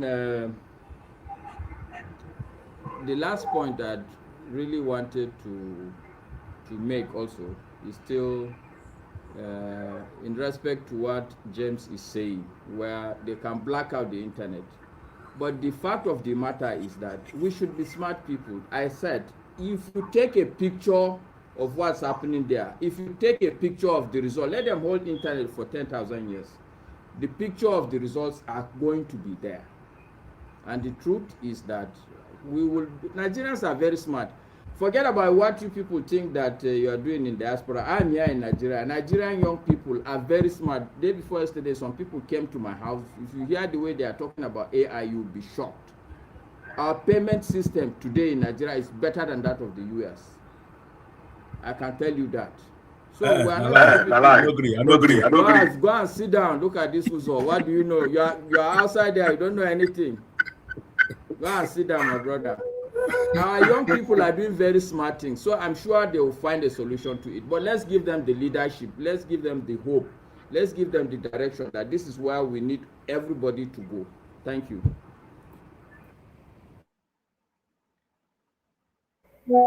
Thank you very much. A very, very insightful conversations. I'm actually thoroughly enjoying myself. I should have been gone by now, but because of the information that I'm getting from here, I'm like, maybe I should press on. Perhaps I'll get more information, because I'll be very honest with you guys. I've taken down notes. Actually, I'm screen recording this particular segment because of the solutions that I have heard here that I haven't even come across before in the platforms that I've been in. So you see how this is why it's important for us. And you are right, Mr. Masker. Whatever we're doing has to come from the diaspora, and I think that's what's happening. So the reason why, I do understand, Mr. James, I understand your concern. I agree with you that a lot of things needs to be kept under wraps, but with technology now, basically there's not much they can do, right? Even though, yes, the core of the things that we need to do with regards to using the technology will be kept under wraps, meaning you might not even know who is recording. You will not know. You can't know who's recording, right? So there's so many things that are in place that everybody's working on in the diaspora that I can't share completely. That's part of the secrecy, right? I can't share all that completely, but it's important for people to know that these things, there are people actually working on these things out there, so that they too will be encouraged. Because remember, as the flagship said, on ground, Nigerians have been beaten down. They are literally relying on us in the diaspora to be their voice. And the ones who still have the energy to talk from Nigeria, they are relying on us. So the reason why we are putting out some of this information is so that they will know that they are not alone, and there are things happening on the ground to keep them encouraged, because we need a critical mass to come out. Yes, they have written the results, if I want to agree. Yes, they have done that. But guess what? They still need to put the elections together and do the elections to give an image, to show to the world that, oh, see, we're a democratic nation. That is why they're still going to go forward with elections. And people will still need to come out, because they can't just write results and come out and say, oh, by the way. So they still need to make everybody think or believe that there's some form of democracy in the system that we're running. So this is where we all come in. This is where we need the critical mass of people to come out from every corner of Nigeria, from your village, inside Wherever you are, even if inside the hole, you have to reach people there and let them know, speak to them in a language that they understand. This is the reason why we are pushing this. And I have to say, we've recorded some successes, but we need more.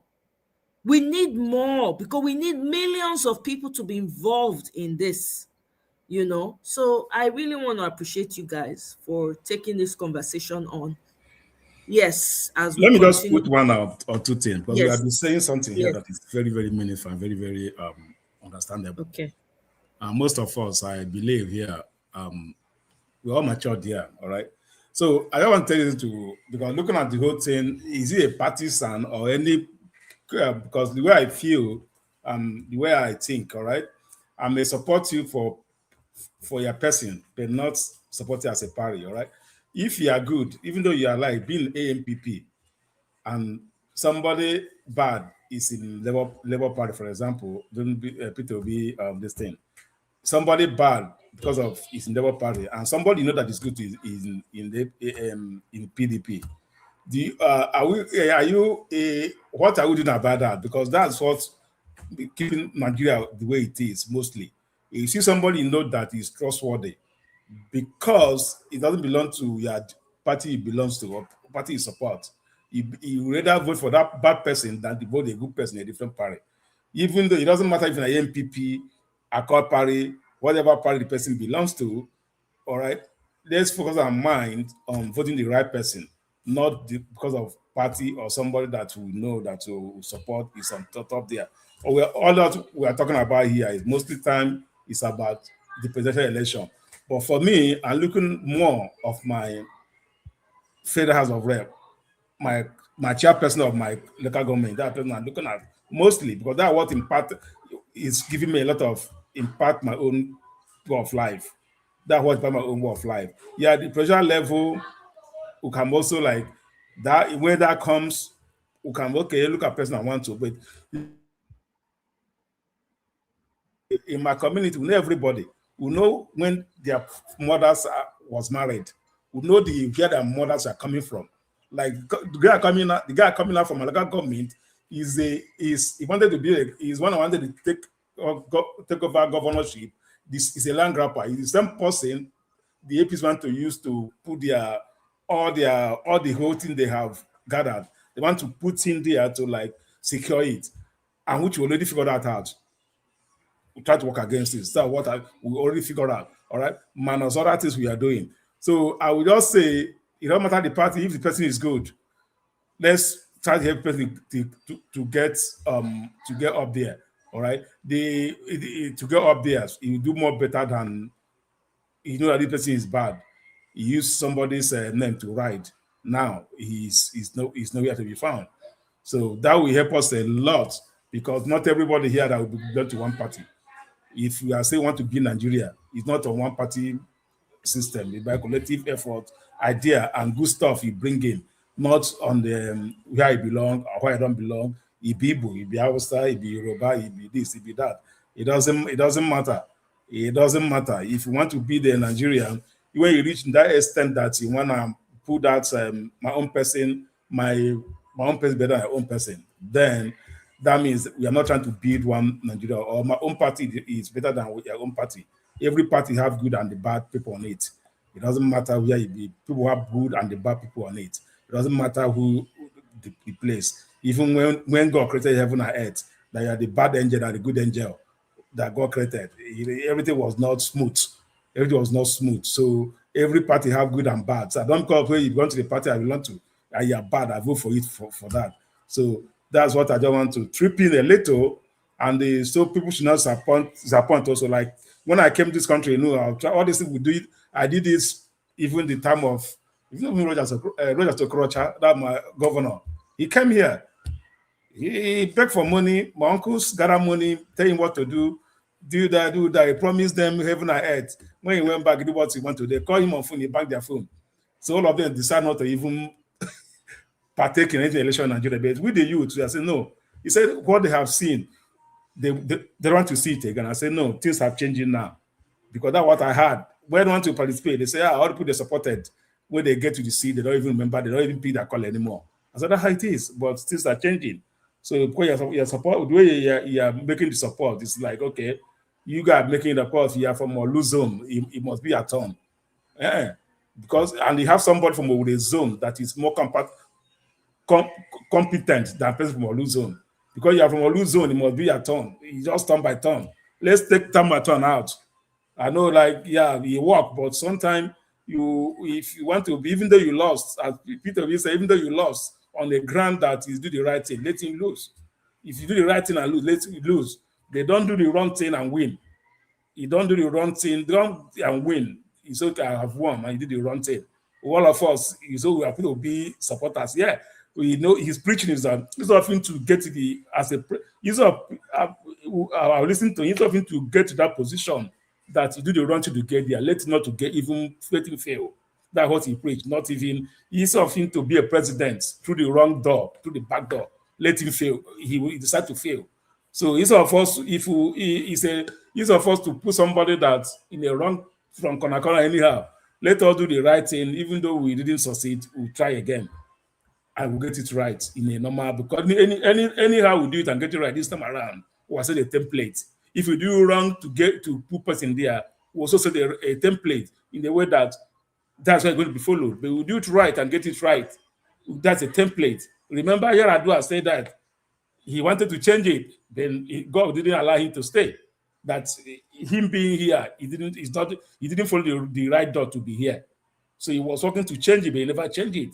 And nobody have already. So let's do the right thing, we change it, we can move ahead from there. We'll set a template, we can go from there. And also after this election, I think if it's a lobbying, we can lobby into any. I know we all know people. We all know people in the government who can lobby into from that. We are not together. If you are together, we'll lobby for that right voting. There's lobbying who can lobby one or two. It's money, all of them there. Every lobbying is money. We'll gather one or two, $10, $50. We'll give, they start pushing bills. We'll start lobbying to see if we are going to get transfer. If we have diaspora voting right now, all this in there, now all of them will be flying private jets here to talk to people in diaspora. But we don't have that. So even though we will do, let's start that topic, diaspora voting. If we can get it going, this is an internet time. Everybody can vote. I have my bank account. All of us have a bank account in Nigeria. We have a potential passport. You have a BVN. We have everything. I don't know why we cannot vote, because the system, I want the system to roll. You know, the system roll. They can't determine how if you don't know that the system is working, that that's what can vote. Election buying, that was already scrapped because they can't buy me. How much are going to give me? The money. How much are going to give me? The money are going to give me, maybe if I go to bar to drink, whether I go to bar, maybe a shot of Hennessy or Remy. So how will I accept that? Maybe it's a bottle of Hennessy you're going to give me if I convert it. You say you give me big money, maybe it's a bottle of Hennessy or a bottle of even a shot of Hennessy in some bars. So why would I can accept that? So they know that they will lose. So if we can, after election, this thing, no matter who won, remember, everybody try to preserve their party. Even though it's people that win today, the NDC will try to preserve their own party and do everything to preserve it. Then it will not have a say. But who will set the standard, even though they win, I wanted to change, turn to chameleon, we will be there to defend it. It matter who win today. If NDC go to the power, remember, people be going to only go for one or two terms and leave. They may like change and revise back to the old standard. But if we set a standard and use the opportunity to do something good, we may continue in future and we can all go home here, enter plane without paying $1 million, pay for bullets, pay for magazine, for somebody that you don't know to be guiding you. You know, somebody you don't know that you don't even know who he is, carrying on, playing up and down. So that's my own. Thank you. Sorry, Amori, I just need to take my leave now. You guys have a good day. Thank you. Thank you very much, Victor. Right, I really appreciate it. Thank you. Enjoy your day. Enjoy the rest of your day. Yeah. So to your point about, for me right now, we're focusing on getting the presidency right, because as it stands in Nigeria, the president has all the powers. Okay, that's why you have a president who has everybody inside his pockets. So even if, okay, like now they said they have allowed for local governments to have their own funds so that they can run their own things. The money doesn't get to the local government. Do you know that? It doesn't. The government, the governors in the various states just pocket the money. They just go ahead and pocket that money. They don't give it to the local government, you know. So there's a lot of things, and everything they need to do has to come from above. The order is always coming from Abuja. Even your state governor, as it stands with this government in office, your state governor himself cannot even make decisions without consulting, even to have ordinary um, security forces on the ground in the state. They have to first call Abuja to give them go ahead. That's how messed up the system is. So I'm not even in right now. To be honest, I am for the best candidate, but Nigeria has not gotten to a place where you remove those sentiments of turn by turn, because historically for Nigeria now, they don't, you just hear one local government figures, they push out one governor, every one local government will just they produce governor, they go to the detriment of others. And then not that when the governor or the representative even comes, he even does for everybody, so that everybody will be happy and say, even though it's not from my community, oh, look at what he was able to meet our needs. If that was the case, maybe we will not be where we are. But a lot of times these people come in and they only do stuff selfishly for themselves and they leave office. That's the problem, right? I am for let the best candidate. I don't care what party you are in, as long as it's not APC. I do not care. If you're a good candidate and you show workings, you have your precedence, you're able to tell people what you can do, people can see, and you are able, people follow you, they like, yeah, they believe in you, right? I will support you. Doesn't matter what party you're in, right? But because we have not gotten there, you hear people in this instance, people say, oh, since we're focusing on presidency, let's vote people House of Rep, Senate, so that he will have. I'm not in support of that personally. I won't even do that. I will not support, because there are candidates that I've seen that are more capable than in other parties. So until we get the leadership right, the head of the leadership right, all these things no go, no go make any sense. Because if you have a fair person at the top who's able to do things with fairness and justice, it will trickle down to the state, trickle down to local government, trickle down to your local communities, even to your traditional leaders will have roles that they play in this democracy, in a working system. So you don't have to, if I have a problem now in my village, right, I can go to my traditional leader based on the roles that has been assigned to him and say, this and this is happening. No. Then there are roles that will be for the local government chairman himself. I go to the local government chairman and I say, guy or lady or woman, alpha, you never do this thing, no? You understand? So for me, I just think that our biggest problem right now is getting the head of the fish right. If we get the head of the fish right, every other thing we can have conversations around it. Until then, is it in this government? Nothing is happening. Nothing is working. We see it is even getting worse. I was reading somewhere, the life expectancy of Nigerians now has dropped drastically. Do you know how many women lost their lives during pregnancy?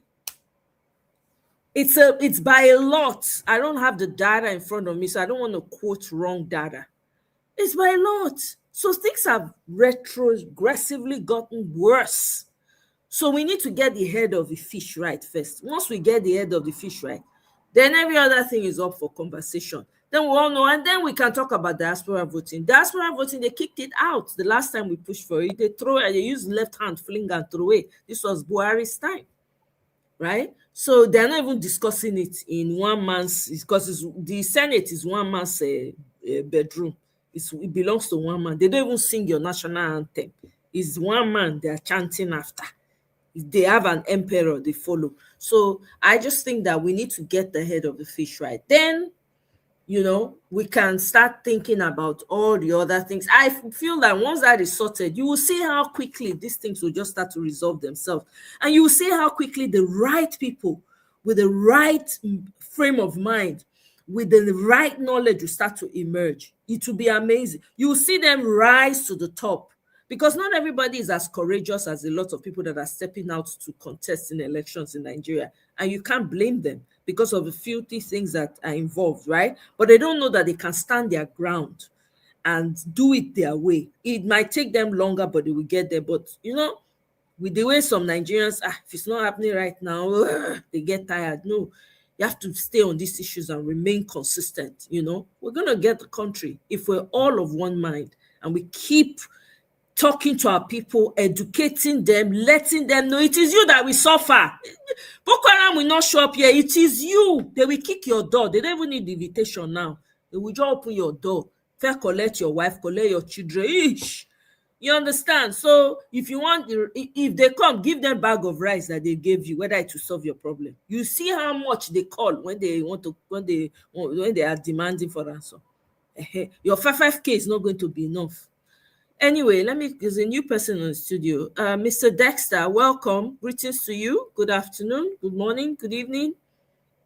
Can you hear me, Mr. Dexter? Okay. Hello. I can hear you. Okay, welcome. Yes, Yeah, I can hear you now. Yeah, it seems like you guys are the strategists for the election, how the election is going to go. That's what I've been hearing here.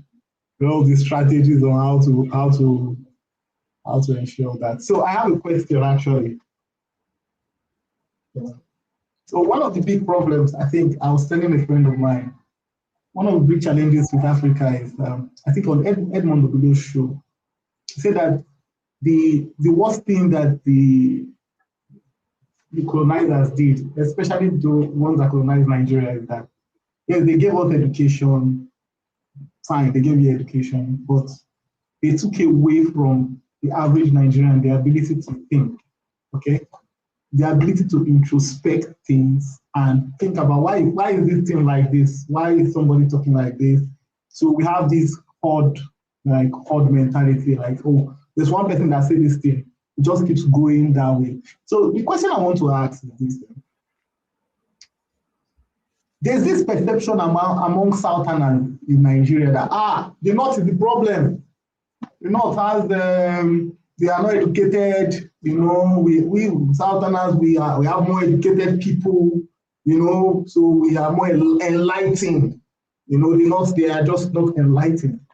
But today, if I then looking closely at the leaders of Nigeria, the ones that have ruined the country the most, and I started realizing that the ones that broke the law the most, the ones that were brazen, the ones that actually did not even allow press freedom, were actually the ones from the South. The ones that, in quotes, were educated. The ones that, in quotes, were enlightened. The ones that, in quotes, were fighting for the struggle. Just do a needs assessment between 1999 and 2026 today, and assess Yar'Adua, put Yar'Adua and Obasanjo. Who was the more democratic president? Who was actually law? One of the biggest problems Nigeria has is Nigeria is a lawless place. Let's be honest with ourselves. Nigeria is a lawless place whereby might is right. You know, people that empower don't do anything brazenly. So just do a needs assessment. Yar'Adua and Obasanjo, who actually was more law-abiding president, who actually there was a semblance of at least the rule of law. Tinubu and Buhari, just do a needs assessment. So, you know, maybe, you know, because one of the problems we have is that we don't actually look at where it really is. Where is our problem coming from? You know, look at the kind of people you have. SANs. Look, I was telling somebody, I think I wrote on Rufai of Senate's page. Look, in any sane country, the 2023 election, it was not hard to resolve. Any sane country, just order a recount. It's simple. There's no need to say go to court. Why are you going to court? You are doing an election. It's not to count numbers. Why didn't they just say, count? Just do a recount. Just do simply do a recount of the polling units. That is what in any sane country, that's what they will just do. Please recount the votes. Let us be sure about what we are talking about. That's what will happen. It's not, but today, you have people coming out to say, oh, because the court said it's like this, then it is like that. You have professors, SANs, the kind of thing they are defending, what they are defending, the character they are defending. You know, look, people said Buhari was military and all that, but if you look, there was at least some decorum from his handlers. The people that were in his media handlers, they still had some etiquettes. But in the present day and Nigeria today, there's nothing, no, there's absolutely nothing. Look, if you just say anything against the president, you'll be rammed by all kinds of characters. So the question is this: where really is our problem coming from in Nigeria? Because the truth is, if you ask an average Southerner in Nigeria, oh, the North is not a problem. The people from the North, they don't know anything. I've started realizing that. I don't think that is the truth, though. I don't think so. You know, I think we've been led to believe something that is, and you know, this is the power of media. The power of media, the things you hear and the things you see influence your decision making. And we all know there's an axis of the Nigerian media has been controlled from one axis for a very long time. And so once they get you looking in the wrong direction, and because Africans, the black race, well, let me not say all of us, but we're largely not meant to be people of thought. Once we start looking in one direction, we don't turn back.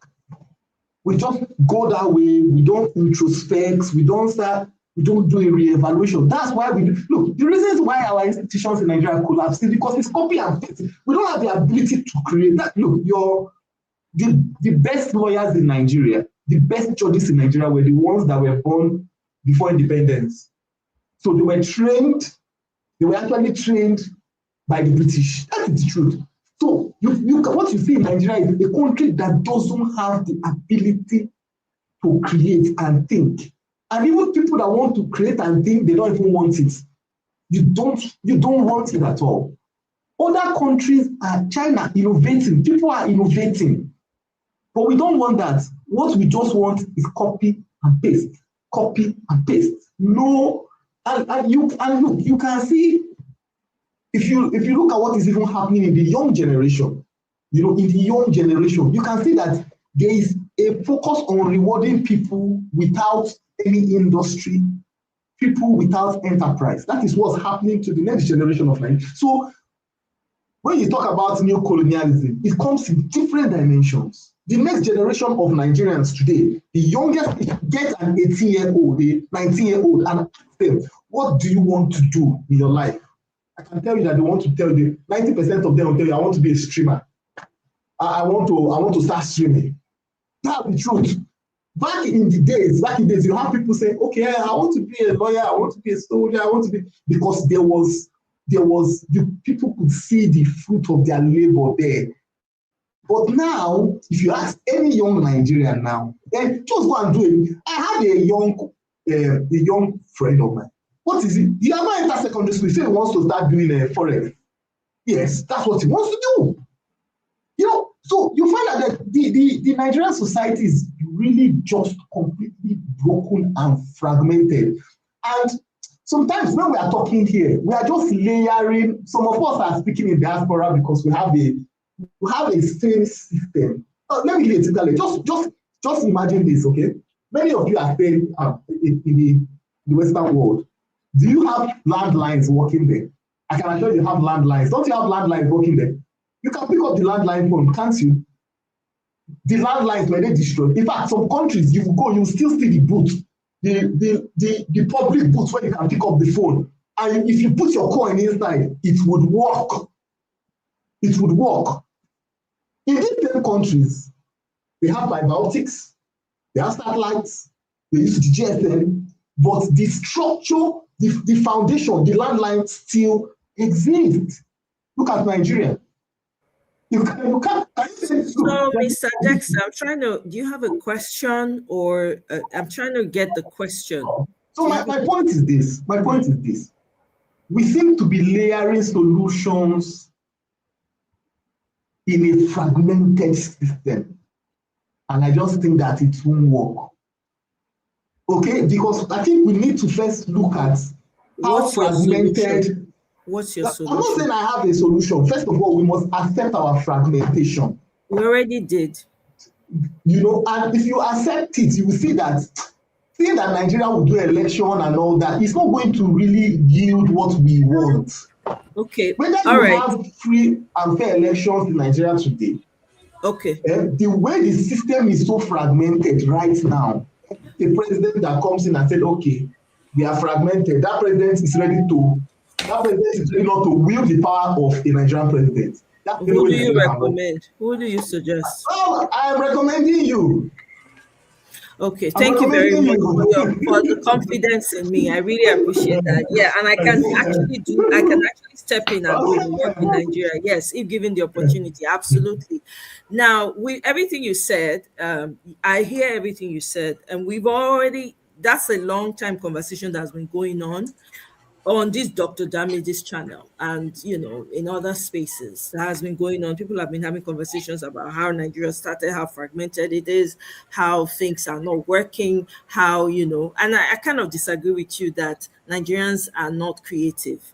I know you don't mean all, but when you say it like that, it seems like you're referring to everyone. And I just want to point out to the audience, we know that Nigerians are extremely creative. They are one of the 1% of this world that are creating world over.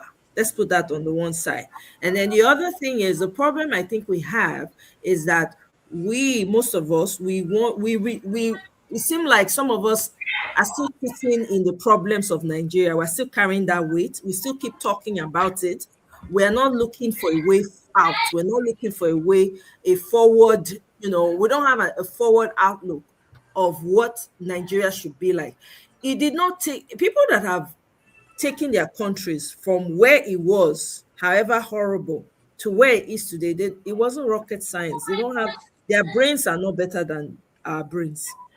They got the president in El Salvador. Is it El Salvador? Yeah. The man came in. El Salvador was known. You guys know what he was known for. I don't want to sound like I'm bashing El Salvador, but we all know the history of El Salvador. But it took one man to come in, a young man at that. That man is in his 30s, to turn everything around. The question that I have for each and every one of us is, what are you doing? I asked that question at the beginning, and I'm asking it again, because it's not up to any one of us. Everybody, we can all, Mr. Dexter, we can sit here and complain about all the problems in Nigeria. We can apportion blame to the South, apportion blame to the North. We have sat in rooms where we had conversation. The South think the North is this. The North will say the North think the South is this. We can do this back and forth. It's not going to yield any solutions. What we should be focusing on now, which is what we're all preferring right here as we speak, is what are we going to do going forward? All the people that have been calling for revolution, let's just take the country apart, it's not going to work. I don't see any action from any one of them. It's all talk, no action. Now, there's an election coming up. We must do what we must do. Those of us that are in the diaspora that know better, that have exposed ourselves enough to understand how the human mind works and how you can live with people, how systems should be, we should take on those roles in our own small capacity, no matter how small it is. We all have things that we can all be doing. There's nothing as, my contribution is too small. No. If it is education you have, it is strategy you have, whatever solutions you have, you bring it to the table. Perhaps the election, I'm assuming for those people who think dividing or breaking up or let everybody go into their own way is the solution. Maybe 2027 will be the year. Why don't we give it a try? Maybe that election will be the year that they'll say, they did this again. Okay, we're not going to agree. Everybody to your regions. Oh, everybody. Maybe. But the only thing feasible that we're seeing right now is the election. And when you say that you think that, and I'm paraphrasing what you said here, I'm not quoting you verbatim, what it sounded like to me is that it's almost like we're just putting a band-aid on a major injury, right, of Nigeria. That's not true. There are people, real people like you and I, from the diaspora, on the ground, doing heavy work. They're not coming here. They don't have the time to come here and be talking and bantering with us. They do not have it. But they are doing major work on the ground to see what they can do to make sure that 2027 counts. My question again to all of us is, what are we doing in our own silos? We can all complain from here to forever about the ills in Nigeria, starting from the civil war, Adakaboro. We can talk about everything. That is not leading us to the solution. It's not leading us to the future. We're not going to remain in history. We have to move forward. Yes, history should be told. It should be part of school curriculum so that people will know their weaknesses and their strengths and see patterns they should not repeat. Yeah, but what we're doing right here is not talking about what happened. We're not talking about that. We're talking about election is 2027. Everybody who is interested in being involved, what are you doing? If you are not interested in being involved, no problem. Sit your ass out. Sit it out. Nobody's going to come and hold you. Nobody's coming to come and drag you. Nobody's going to do that. But what we're doing is bringing about solutions. Solutions we must get. We must get that solution. We must get a working country. But what we're not going to do is continue to dig up history. We no carry us go anywhere. We know the history. But what is the solution for the future? If you dey teach history now, you go say from this history, going forward, these are the things we should not do to each other again, so that we can have a thriving world society. The North should not be seen as this order. The South should not be seen as order in the North. The Northern candidates should not be seen as because they are North. The Southern candidates should not be seen like because they are South. That's what we should be talking about, based on our history, based on the wrongs that have been done. This is my stance. This is what we're talking about, Mr. Dexter. So if you're not participating in the elections and you do not believe in the country, or you don't believe it's going to work, maybe this is not the conversation for you. You get what I'm saying? Because we have had these conversations times without number. We cannot keep living in the past. We got to move forward. Sorry, Osi, I have a question for you. Very direct question. You say we know let me ask a question. You say we know the history. What have we done with it? I should be asking you. I should ask you that question. No. You should prefer. No. You should give me a response. No. I'm glad you asked. You should give me. You know the history. You came here. We were talking strategy here. We're talking about elections. What we need to do. This is the opportunity we have. You came up and you're bringing up history. I'm asking you. You are the one who needs to answer the question. What solutions have you preferred? Because you still have it fresh in your mind and you want to talk about it. So you give me the solution. So, what is the solution? Let me say this. So I think Daily Momodu went on Nevon podcast done by Rufai Oseni. Okay. And he said that one of the problems they had in the election, so if you actually follow the 2023 election, there's something Asi Godalo was talking about before the election. We're talking about that they will have to go around Nigeria and meet the owners of Nigeria to say, take your hands take your hands off this country, let the country work. Okay? Take your hands off the country, let the country be run, let the people own their country. And then that was Asif Dodalo pre-election. Post-election, 2026, you can go and check on Nevon podcast. And then Mohammed was saying something that the owners of Nigeria, when it was time to choose that election whole thing, okay? The owners of Nigeria had different candidates. And if the candidate, the majority of them wanted that won the election, not because he won the election by the people's vote, but because that person was more like, okay, more of the owners put their hand on that person and say, oh, yeah, this is the person we'll go with.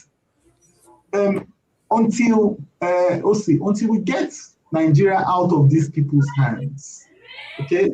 All these things we are saying, and that's what I'm saying, we must, so when people talk about revolution, Dexter, before you get on that, we can't go. We have a new person in the studio. Okay, but let me quickly say this. Let me quickly say this to you, right? If you still feel like there are owners to Nigeria, and you are not one of those owners, I don't know what to tell you. I can't even thank you, Omoye. Thank you. If you think that there are people sitting in a corner that own Nigeria and you are not an owner, I don't have any conversation to have with you. Ranting. Wait, 1 second. No, you are ranting. Dexter, You are ranting. Let me talk. Dexter, allow me 1 second. I need to talk, Mr. Dexter. Since you brought it up, because these are the kinds of conversations that really grinds my nerves. Let me tell you something, Mr. Dexter. You have just removed yourself as part of the ownership of Nigeria. So my question to you is, why are you on the panel? Now, this panel conversation is not for those who think that they're not part of Nigeria, who feel like there's some people somewhere who own Nigeria, and you don't think you own Nigeria. So because you don't feel like you own Nigeria, you have an outside attitude with Nigeria. You feel like you're a visitor, like, oh, they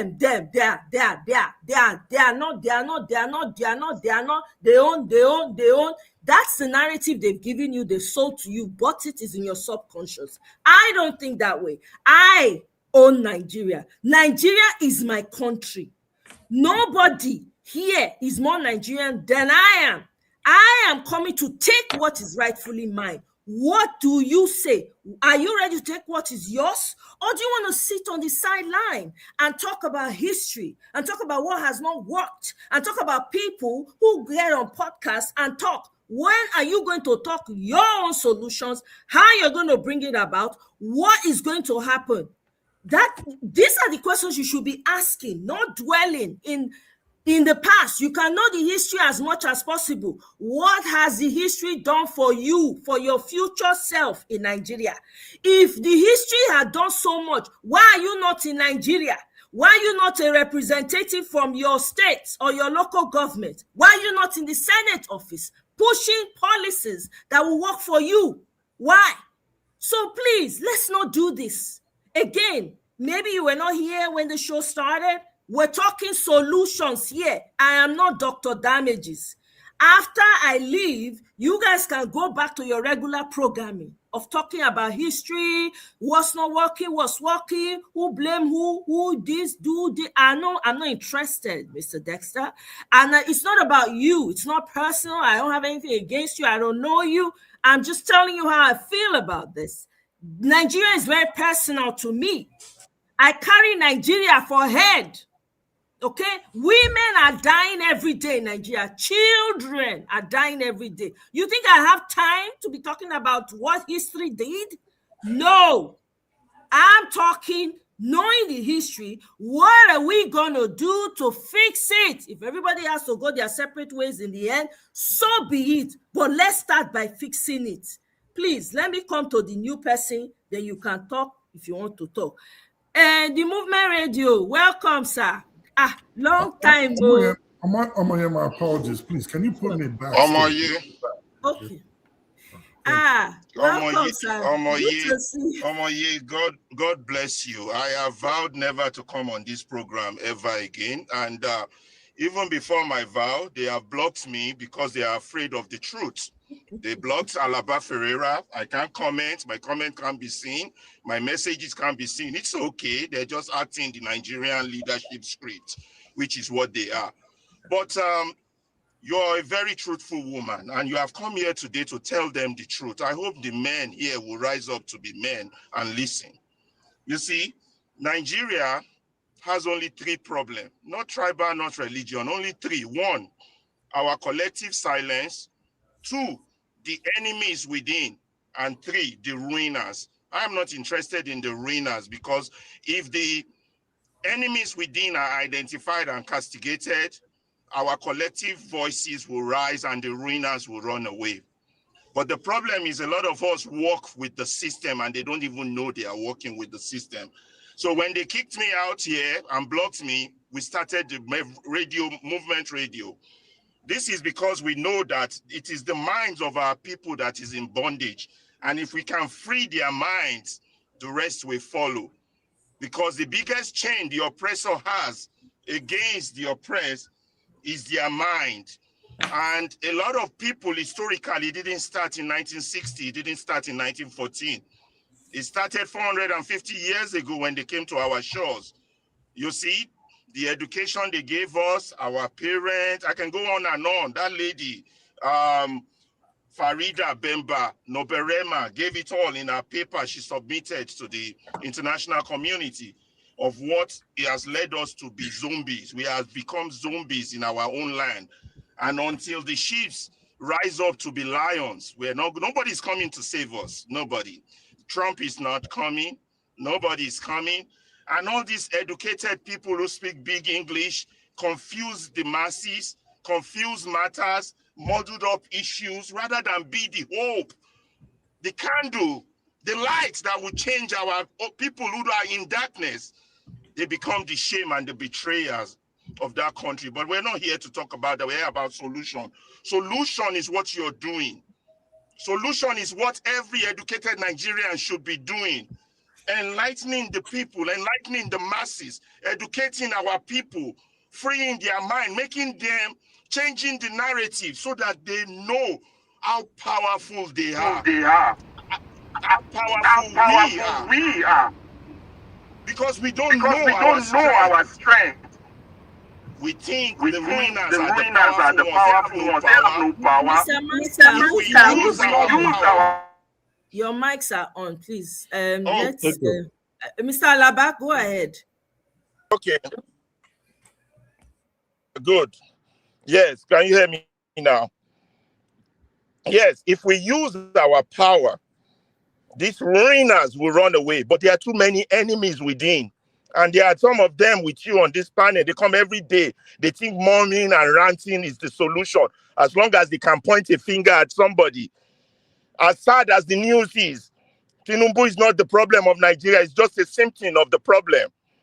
If the likes of Obasanjo and the rest have not failed, we won't be where we are. But we can drive them all out because they are all ruiners. Only if we discover ourselves with the courage God has given us, so we can live like true human beings.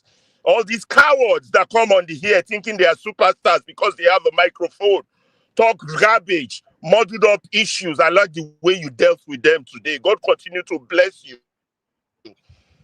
Please tune into the movement radio where we talk about solutions. Thank you for giving me a microphone. Thank you very much, Mr. Alaba. I really appreciate it. Thank you. Thank you. Thank you so much. Thank you so much. Also, if you don't mind, James, I just want a pushback a bit. Okay. Alaba, you see, even your being here right now is because we permitted you to be here. I will not sit here and allow you to say that and get away with it. Nobody stopped you. You are being unruly, just like what happened earlier in this program. Nobody ever stopped you from coming here. You decided on your own. And we have always encouraged people to go have their own program. If you're not being allowed to express yourself here, there's nothing that stops you from going to start your own. You see your behavior right now, and that's what you want people to tolerate on their own platform. You caused why you are stopped from coming. And you are not the first person. There are other people who have also done that. And we are not going to change the policy because of you. If you do not want what is discussed here, just like Omoye has said earlier, Anybody who wants to be in her program can go and wait till when you want to be in Dr. Damage's show or the show that you have created for yourself. The internet is free. Okay, but you cannot come and decide what should happen and how long you should speak and what you should speak, whether it is within the content of the program or not. So please, let's not make it look as if this platform with is your meant for certain permission, can I people. respond or I should Okay, just let so it go? please, no, you're not going to respond because you are not here to run the program. That's always the problem. That's always the problem. So when people come, allow other people, the person moderating, to moderate it. You don't come take it over, which is what you guys have always been doing. And when that is refused, then the person becomes, doesn't give you the opportunity that you want. Look, it's a free world. The internet is free. Anybody can form a program. You don't have to be here. Okay? All right. Thank you. I just have to push it because Damages is not. A minute, somewhere, please. Please, KJ, Alaba, you are a senior man. But for real, when you said they kick you out, I was like, what happened? But it's just like somebody they say is a thief. Then you see somebody's money in the pocket, start looking at the money. You are trying to put the person wrong. Just like their reaction right now, it's not a good thing. All right? It's not you're a matured man.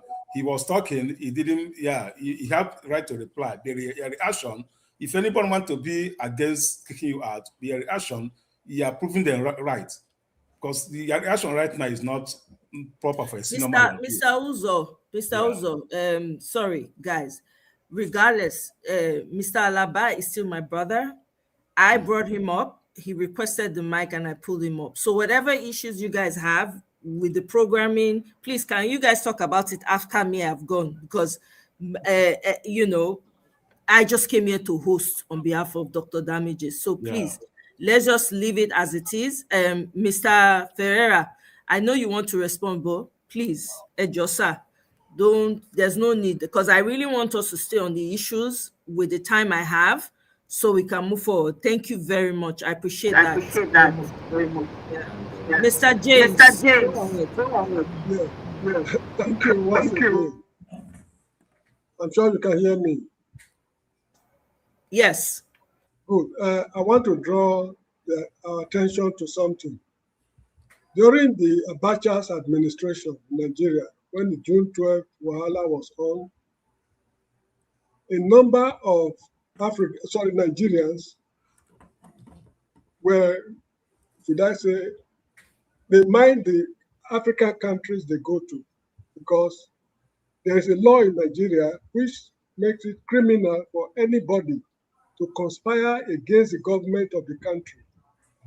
Whatever you are doing, which the government rightly or wrongly consider to be a conspiracy against the state, they have the right to go to the country where you are resident and demand your extradition. It depends on the human rights policies of the country. If it's like the US or UK, they might be very strict, but in other countries, they are not. So people cannot just come online and say, this is what we are doing to unseat the government. To unseat the government is not a crime. But if the government interprets it to be a crime, they can lie, they can polish it in such a way that the government of the host country will hand you over to them, bundle you on the plane, and fly you to Nigeria. And I was told that at the airports in Nigeria, there are some people on wanted lists. When you come from Greenland or Australia or Afghanistan, once you land at the airport, you are a wanted man. From there, the arrest will be effected. So people should mind what they say on programs of this nature. This is why one should be very careful. Thank you very much. Thank you very much, Mr. James. I appreciate it. Mr. Maska, did you have something to add? I thought you were unmuted. Yes, I actually just want to comment Mr. Anaba because for me, when I started joining this program, it's a shining light. It's an example where, for me, I draw inspiration. When we started, Alaba was always talking, but at some point, suddenly, I started seeing messages from this, I think, movement radio. And I am convinced this is exactly the point I was making. If one starts something, one here, there will be a momentum. So I just want to commend him. He was part of the people always talking, but he had, at some point, I saw that he decided to do something concrete. And I see him week in, week out, post stuff, which I try to get through all the time. And it's always very inspiring to know that, okay, this guy has decided whether the thing will work or not, he will do his bit. And I think that's what all of us are supposed to be doing. Do what you're supposed to do. I'm currently writing a paper. A lot of people read. I say, I say, okay, let me just do it. Let me put it out there. Whether it will work or it won't work, I've done my bit so that tomorrow I will complain with justification. But you cannot do nothing and sit to complain. So I just want to commend Mr. Alaba if he's listening. Kudos to him. All Nigerians should come here and talk, but after talking, go out and do something.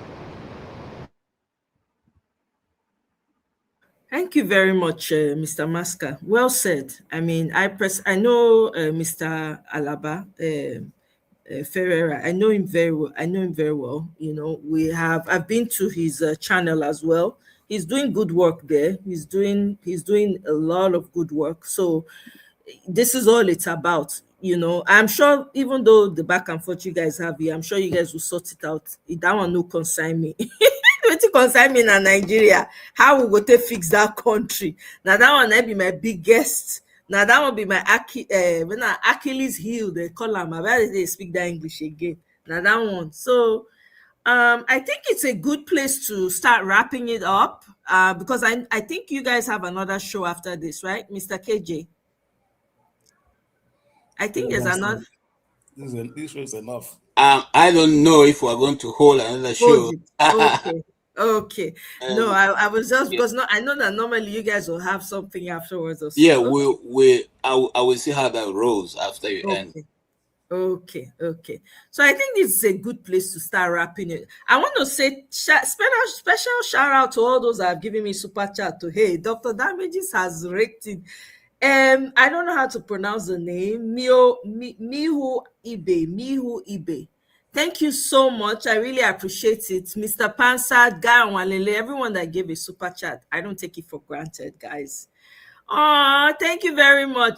Mr. Igbo Basics too. Thank you so much. I appreciate it. Mr. Pansad, yeah, and then Guy Walele as well. Thank you so much, guys. I really appreciate it. You guys made it all fun. And Oscar, that's right. Thank you so much. I appreciate you, Mr. Oscar. Thank you. I appreciate. Thank you all so much. I appreciate your Mihu Ibe. Thank you. I appreciate it. You know, so this is what it's about. I think that as much as we talk is good. Now clap, they say they enter dance. When you start to clap, small thing, your leg will move, small thing, the other one will follow. You come they do kokoma, go back, go front, na so, right? So we must. If for those who care about Nigeria, I'm not talking about those who are not interested. If you care about Nigeria, you care about your ancestral homes, you want to have a place to go back to, or you want to have a place to travel to, be a part of this. Please, we'll have one more chance. If we miss it in 2027, kiss your country bye-bye. Okay? And start preparing for identity crisis that you have never seen in your life. Okay? So please, don't say you were not told. Don't say you did not hear. The internet is a witness. We don't talk. We don't shout. Now, solution we need to find. Everybody get work to do. Every one of us get work to do. The small people, when they claim, say they get Nigeria, they're not plenty pass us. All we need to do now to enter and scatter their party. If we scatter their middle, if confusion, they're not going to know what to do. They go take the next private jet, come out for Nigeria, go somewhere else where they will have soft landing. So let's know what we are doing. 2027 is crucial. Go to your villages. Some of you have not gone to your villages in years. This is the time to go back to your village and start talking to people. Go to your local government. Get acquainted with people that you have never come across before. Find out what's going on. Find solution. Look for way to make sure that your own community is part of this new Nigeria we're going to bring forward. A lot of people in the village don't understand what's going on. Speak in the language that they understand. Whatever language they speak, explain that to them. If you need to do leaflet in your language. Share it. We have a country to save. There's no soft sitting, hanging by the fence, nowhere. We are all part of the solution. If we do what we need to do, we get the country that we want to get. All the countries that most of us are in, if they did not fight, we will not see it to enter. They are not telling people to go back to your countries now. It will just take one person that does not know you from Adam. Go just come, change all the policy. You think you are a card-carrying member, you have one passport, it will disappear before your eyes. People when they South Africa, how many years? They don't know say a day will come where they will have to pack whatever the clothes they have on their back and run from South Africa. It is happening all over, even in Europe, everywhere. So let's know what we are doing. If we fix our own homes, everybody go there their corner. They do what they need to do without any wahala. Everybody go feed a visit. I feel go visit Mr. Masker for where a day. Mr. Masker, how far? I want to buy this thing, tiger nuts. Where I fit him say, I buy. I enter my car. I drive back. Or I call him. I say, Mr. Masker, help me. May I send you money? Help me send potatoes and tomatoes. And kuli, send them. He go send them. 2 days I go get them. If I need anything, I will. You don't go ask for gold. Oh my, this is gold. I don't forget gold. You thank you very much, my brother. I go say gold though. I go tell you the weight when I want. Madam Masker go package everything, send them to me. 2-3 days I don't get my package. I not go to bother say person go thief am for road because we have fixed the country. This is all what we need to be focusing on. If I need anything, I go send Mr. KJ. I say, Mr. KJ, send me isiewu or native salad. Send them to me, I beg. 2 days I don't receive them. The same thing with my brother Uzo.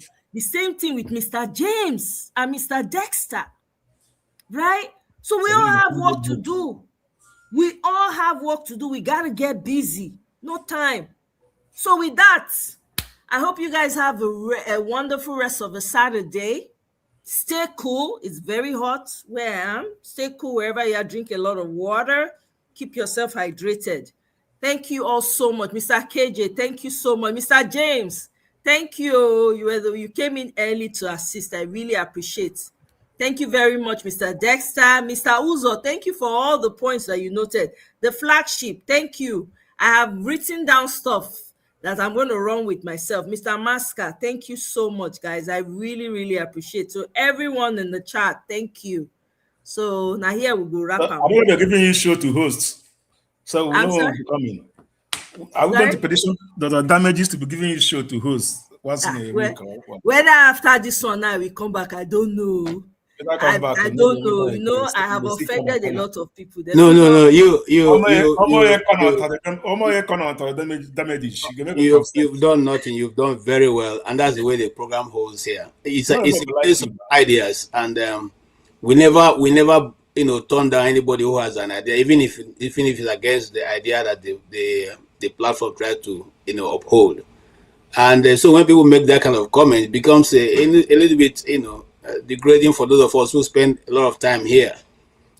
It's a place where we canvass ideas. We'll probably not go to the point, and Rudolph have made that point many times. We're just a talking shop. So we're not going to go to the other points, but we'll be able to organize people just like you have done now. Give people an understanding of where they want to push their idea through and shout out that idea across board, which is what this program have just been able to succeed in doing today. Those who want to run with it will run with it. Those who do not want to run with it to hear that there's an idea and some people are working and assiduously to realize that Nigeria is a big country. If we're going to succeed, and I will say here, I quote Datina, what's his name now? That Baba Ahmed. He said something very important. If you people are 10,000, they will call the police against you. They will arrest you. They will beat you. They will imprison you. But if you are 1 million in the streets, they will run from you. They jump into their private jets and run away. So our target is to get 10 million, 20 million in the streets. And let's see whether Nigeria will not change. And that's what we are preaching. Thank you so much. We will find a way, because you are very busy, and some of them are not because you find. That's why they make all these comments. We will find a way. If it was a man that was telling them what you have told them, by now they will have been finding how to beat me through the screen. But now, KJ, since it's a fine lady that started saying it, they're all taking it in faith. We'll find a way to bring you back so that you can do the same program again. KJ, let me tell you one problem earlier on. You know, this show is called Have Your Say. But because it's Have Your Say, he didn't give you that permission to say the one I say. So that's the problem. If the damages time, we tell you this Have Your Say, you can say whatever you want to say. So some people want to lie right on that because it's Have I Say. No, but even at that, somebody is still moderating. There's a reason why somebody is moderating. To tell you see, we are able to plot one direction. Not everybody discussing, and at the end of the day, we are not able to arrive at anything. That's what she just did. She just said, look, this is the direction I want to follow.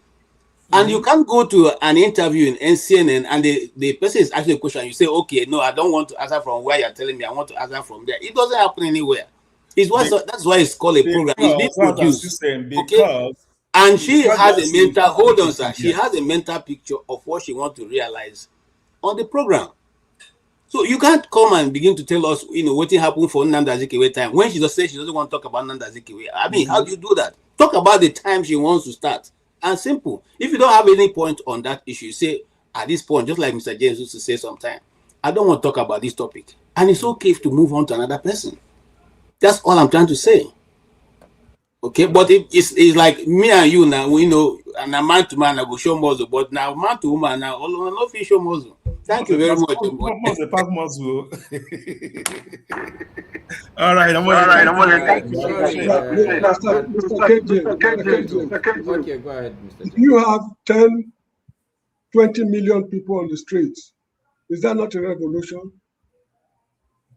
It doesn't matter what it is, as long as we get what we want. Nigeria must change. That's what I'm saying. It doesn't matter how it comes. All right? There cannot be a change.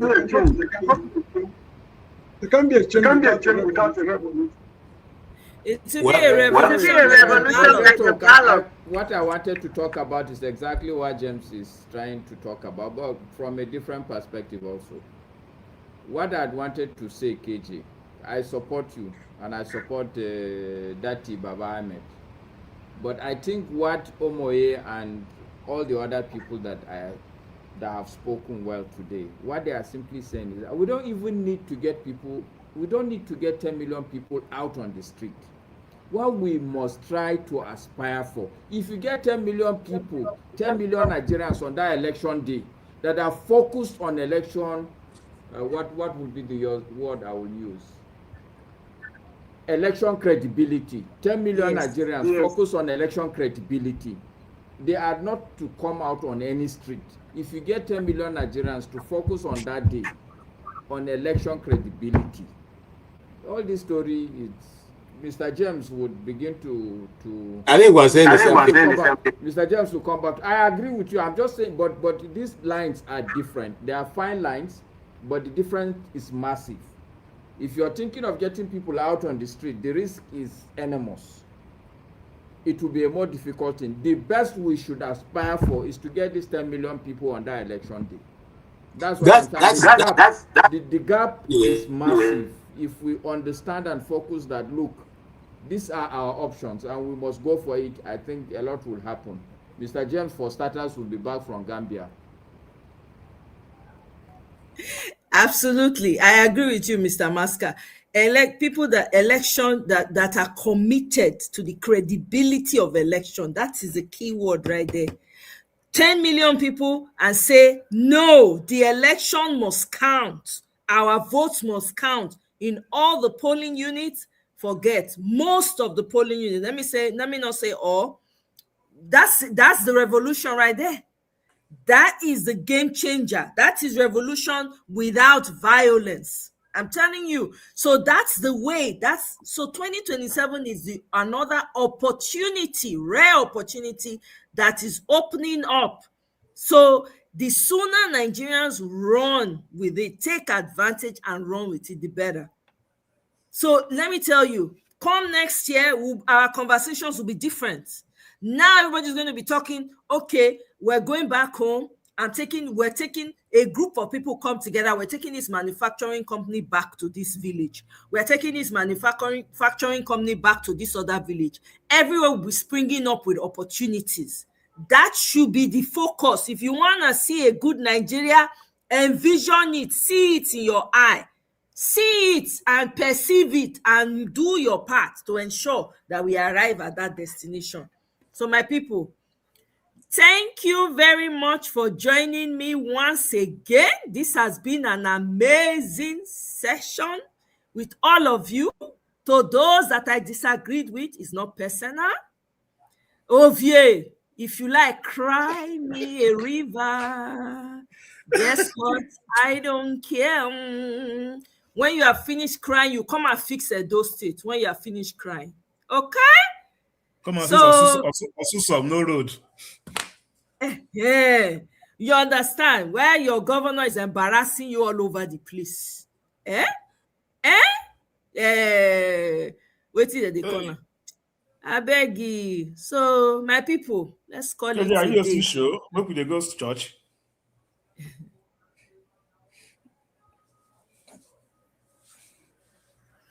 Okay, sorry. I want to bring my.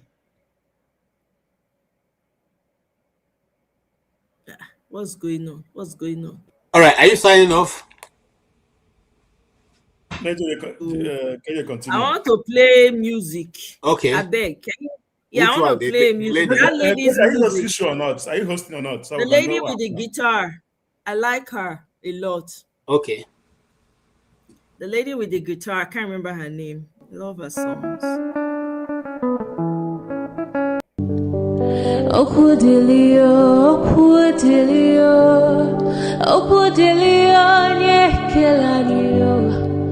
Olisa malugo mkoyene menenua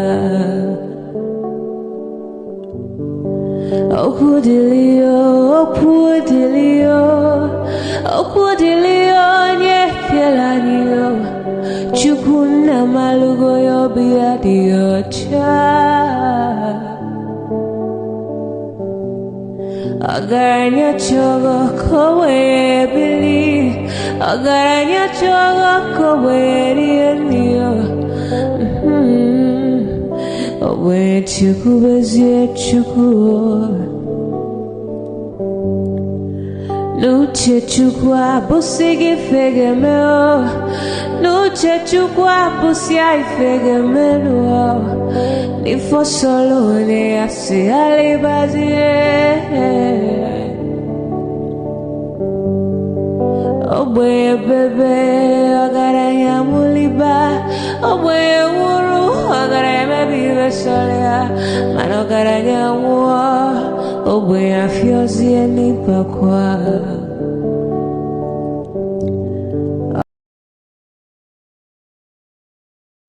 Thank you so much for watching. Thank you. Have you subscribed? Yes, you. Have you subscribed? You. Yeah, before you go, click. It's free. Click.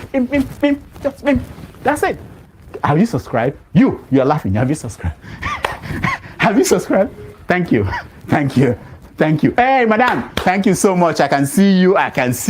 We have to get to 100,000 subscribers. By the end of the year, how are we going to do that if you don't subscribe? Yes, you. Yes, you're about to click off. Why? Have you subscribed? It's free. If you don't, ask your son, ask your daughter how to. Just one click. Thank you. Thank you. I see you. Aha. Thank you very much. Thank you very much. I'll see you tomorrow. This is not a joke. It's not a turn-by-turn thing here. I wouldn't be here. After this election, stop coddling Showore and having him running his mouth. He cannot win a single local government. So you are the one